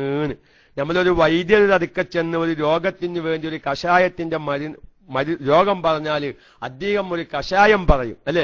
ആ കഷായത്തിൽ ഒരു 10-30 മരുന്നുണ്ടാവും. കുരുന്തോത്തിന്റെ പേര്, പുലിയുടെ പേര്, മൂച്ചിയുടെ പേര്, പിലാവിന്റെ പേര്, ഉണക്കഞ്ഞെത്തിന്റെ പേര്, മറ്റേ ആലിന്റെ പേര്, പല പേരും കൊത്തി നുറുക്കി അതിന് ഇത്ര കായഞ്ച് ഇത്ര കായഞ്ച് ഇത്ര കായഞ്ച് എന്നൊക്കെയും പറഞ്ഞിട്ടാണ് കഷായത്തിന്റെ മരുന്ന്. ഈ എല്ലാ മരുന്നും ഒരതങ്ങായി വെള്ളത്തിൽ വെച്ച് അതിനെ അതിനെ ഒരതങ്ങായി വെള്ളത്തിൽ വെച്ച് നായിയാക്കി വച്ചിക്കൊരുക്കി അതിൽ നിന്ന് അല്പം എടുത്ത് മേപ്പരി ചേർത്ത് കഴിക്കുക. ഇതാണ് ഇപ്പൊ കഷായം. അപ്പൊ ഈ എല്ലാ മരുന്നും കൂടി ആറ്റിക്കൊരുക്കി ഉണ്ടാക്കി കിട്ടുന്ന സത്തയാണ് യഥാർത്ഥത്തിൽ ഇവന്റെ മരുന്ന്. നേരെ മരിച്ച് എന്താക്കി, ഇവൻ കഷായത്തിന്റെ മരുന്ന് എഴുതി. അങ്ങനെ അന്വേഷിച്ച് നോക്കുമ്പോൾ 5-6 മരുന്ന് ഇവനക്ക് കിട്ടി. ഇനിയും വൈദ്യര് എഴുതിയ ഒരു 15 മരുന്ന് തൊലി ഇഞ്ഞും കിട്ടാനുണ്ട്, അല്ലെങ്കിൽ വേദികൾ കിട്ടാനുണ്ട്.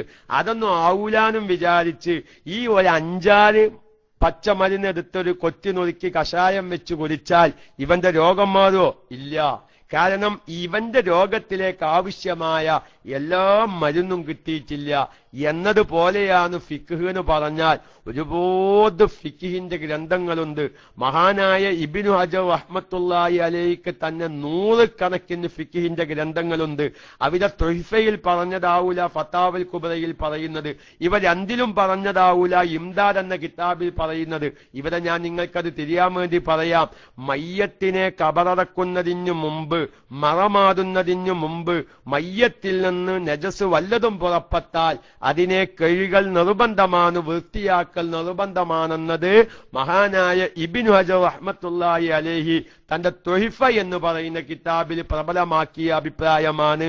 നേരെ മറിച്ച് മഹാനായ ഇബ്നു ഹജറുൽ ഹൈതമി റളിയല്ലാഹു തആല അൻഹു തന്നെ തന്റെ ഇംദാദ് എന്ന് പറയുന്ന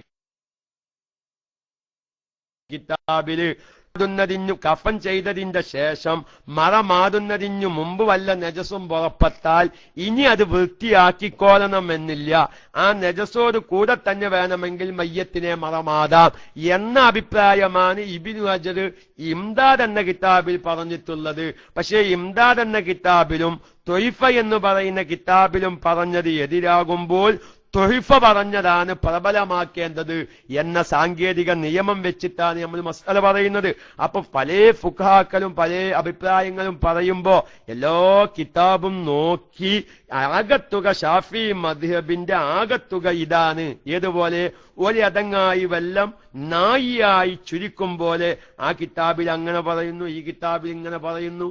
അപ്പൊ നമ്മൾ ഏകദേശം സാധാരണ ഒരു മസ്അലകൾക്ക് നോക്കുന്ന കിതാബുകളൊക്കെ നോക്കിയിട്ടാണ് വിധികളൊക്കെ പറയുന്നത്. പിന്നീട് ഉസ്താദന്മാരൊക്കെ പറഞ്ഞ് നമുക്ക് തഹ്ഖീഖാക്കി തന്നതും ചിലപ്പം അശ്രദ്ധത കാരണം വല്ലതും സംഭവിക്കാതിരിക്കും. ആറാവത്തെ മസ്അല പ്രശ്നമായതുകൊണ്ട് എന്റെ ക്ലാസ് റൂമിലുള്ള മുഴുവൻ ശ്രോതാക്കളും നമുക്കറിയുന്ന മുഴുവൻ ഇബാദത്തുകളും പരസ്പരം കൈമാറ്റൊക്കെ നടത്തി നമ്മുടെ സാധാരണക്കാർക്ക് പഠിക്കൽ നിർബന്ധമായ അവർ ഇന്നുവരെ ശ്രദ്ധിക്കാത്ത പല മസ്അലകളിലേക്കും അവരുടെ ശ്രദ്ധ നമുക്ക് കൊണ്ടുവന്ന് ഈ KMIC-യിലൂടെ വലിയ ഒരു ദീനിയായ മുന്നേറ്റം നടത്താൻ അള്ളാഹു നമുക്ക് തൗഫീഖിനെ പ്രദാനം ചെയ്യുമാറാവട്ടെ. ഞാൻ പറഞ്ഞില്ല, ആ കാസർഗോഡ് മുല്ലേരി ഭാഗത്ത് നിന്ന് ഇപ്പൊ എത്രയോ ശ്രോതാക്കൾ നമുക്കറിയില്ല. നമുക്കിവിടെ ഒരു പൂവ് വിടുമ്പോ അല്ലെങ്കിൽ ഈ ക്ലാസ് റൂമിന്റെ വിജയത്തിന് വേണ്ടി പ്രവർത്തിക്കുമ്പോ റബ്ബേ ഈ ക്ലാസ് റൂമിന് വേണ്ടി പ്രവർത്തിക്കുന്ന എത്രയോ മുഅ്മിനീങ്ങൾ ഓരോ കുഗ്രാമങ്ങളിൽ ഇരുന്ന് ദുആ ചെയ്യുന്നവരുണ്ട്. അപ്പൊ ആ സന്തോഷം നിങ്ങൾ അറിയിക്കുമ്പോ നിങ്ങൾക്ക് ഇനിയും ഈ ക്ലാസ് റൂമിന് വേണ്ടി പ്രവർത്തകരായി തീരാൻ നിങ്ങൾക്ക് സന്തോഷം കിട്ടാൻ വേണ്ടിയിട്ടാണ് ഞാൻ ചില റേഡിയോ ശ്രോതാക്കളൊക്കെ പറയുന്ന അനുഭവം ഞാൻ നിങ്ങളോടൊപ്പം പങ്കുവെക്കുന്നത്. അതുകൊണ്ട് അല്ലാഹു തആല ഇനിയും ഈ ക്ലാസ് റൂമിനെ വിജയിപ്പിച്ചെടുക്കും ആറാവട്ടെ എന്ന് പറഞ്ഞ് ഞാൻ പറയാൻ ഉദ്ദേശിച്ച വിഷയം എന്താണെന്നറിയും. നമ്മുടെ സ്ത്രീകളുടെ ഭാഗത്ത് നിന്ന് വലിയ ഒരു ആവശ്യം വന്നിട്ടുണ്ട്. ഈ ചൊവ്വാഴ്ച മാത്രമാകുമ്പോൾ ചിലപ്പോൾ യാദൃശികമായി ചൊവ്വാഴ്ച എനിക്ക് അങ്ങോട്ടെങ്കിലും പോവാനുണ്ടാവും, അല്ലെങ്കിൽ നമുക്ക് ചിലപ്പോൾ റേഞ്ച് കിട്ടിയില്ലാന്ന് വരും, അല്ലെങ്കിൽ DC ആവും.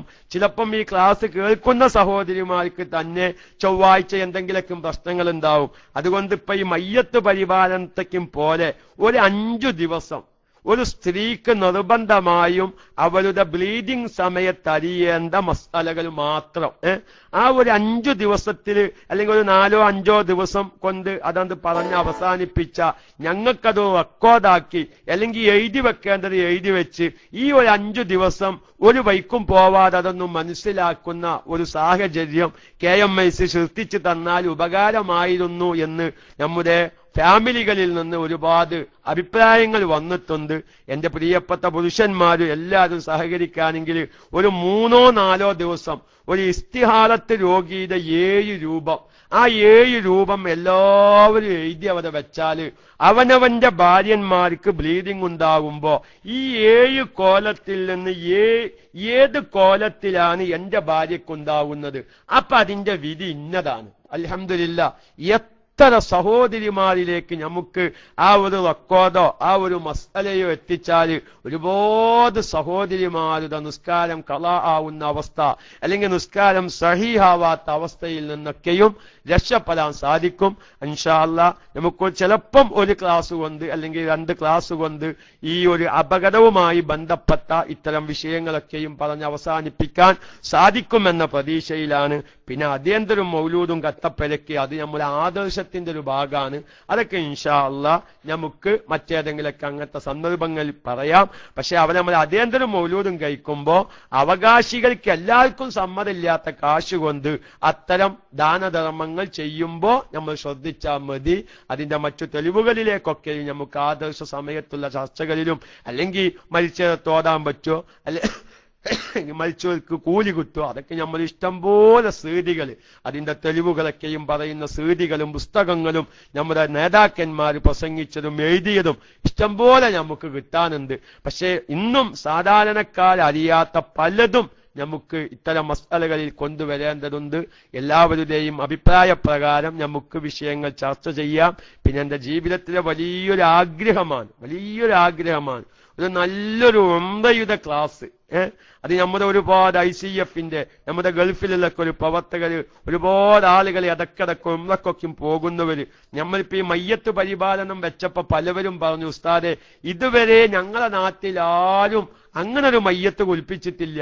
അപ്പൊ നമ്മൾ ഇനി ഉംറന്റെ ക്ലാസ്സും പറയുമ്പോഴാണ് റബ്ബേ ഇങ്ങനൊരു ഉംറ ഞങ്ങൾ ചെയ്തിട്ടില്ലല്ലോ, അല്ലെങ്കിൽ ഒരു ഉംറ ചെയ്യുമ്പോ ഇങ്ങനൊക്കെ ശ്രദ്ധിക്കാനുണ്ടോ എന്ന ഒരു ബോധം, ഒരു വീണ്ടു വിചാരം, ഒരു തിരിച്ചറിവ് നമ്മുടെ സാധാരണക്കാരിലേക്ക് എത്തിക്കാൻ അള്ളാഹു തൗഫീഖിനെ പ്രദാനം ചെയ്യുമാറാവട്ടെ. അതുകൊണ്ട് നമ്മുടെ ഫാമിലികളുടെ ഈ ആവശ്യം നമുക്ക് ഇൻഷാ അല്ലാഹ് 1-2 ദിവസം കഴിഞ്ഞിട്ട് നമുക്ക് പരിഗണിക്കാം. ദുആ വസിയത്തോടുകൂടെ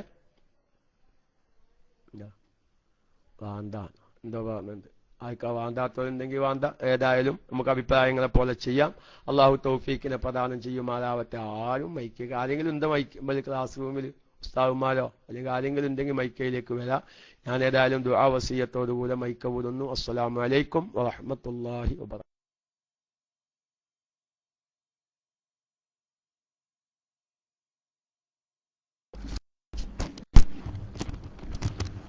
വഅലൈക്കും അസ്സലാം വറഹ്മത്തുള്ളാഹി തആല വബറകാതുഹു.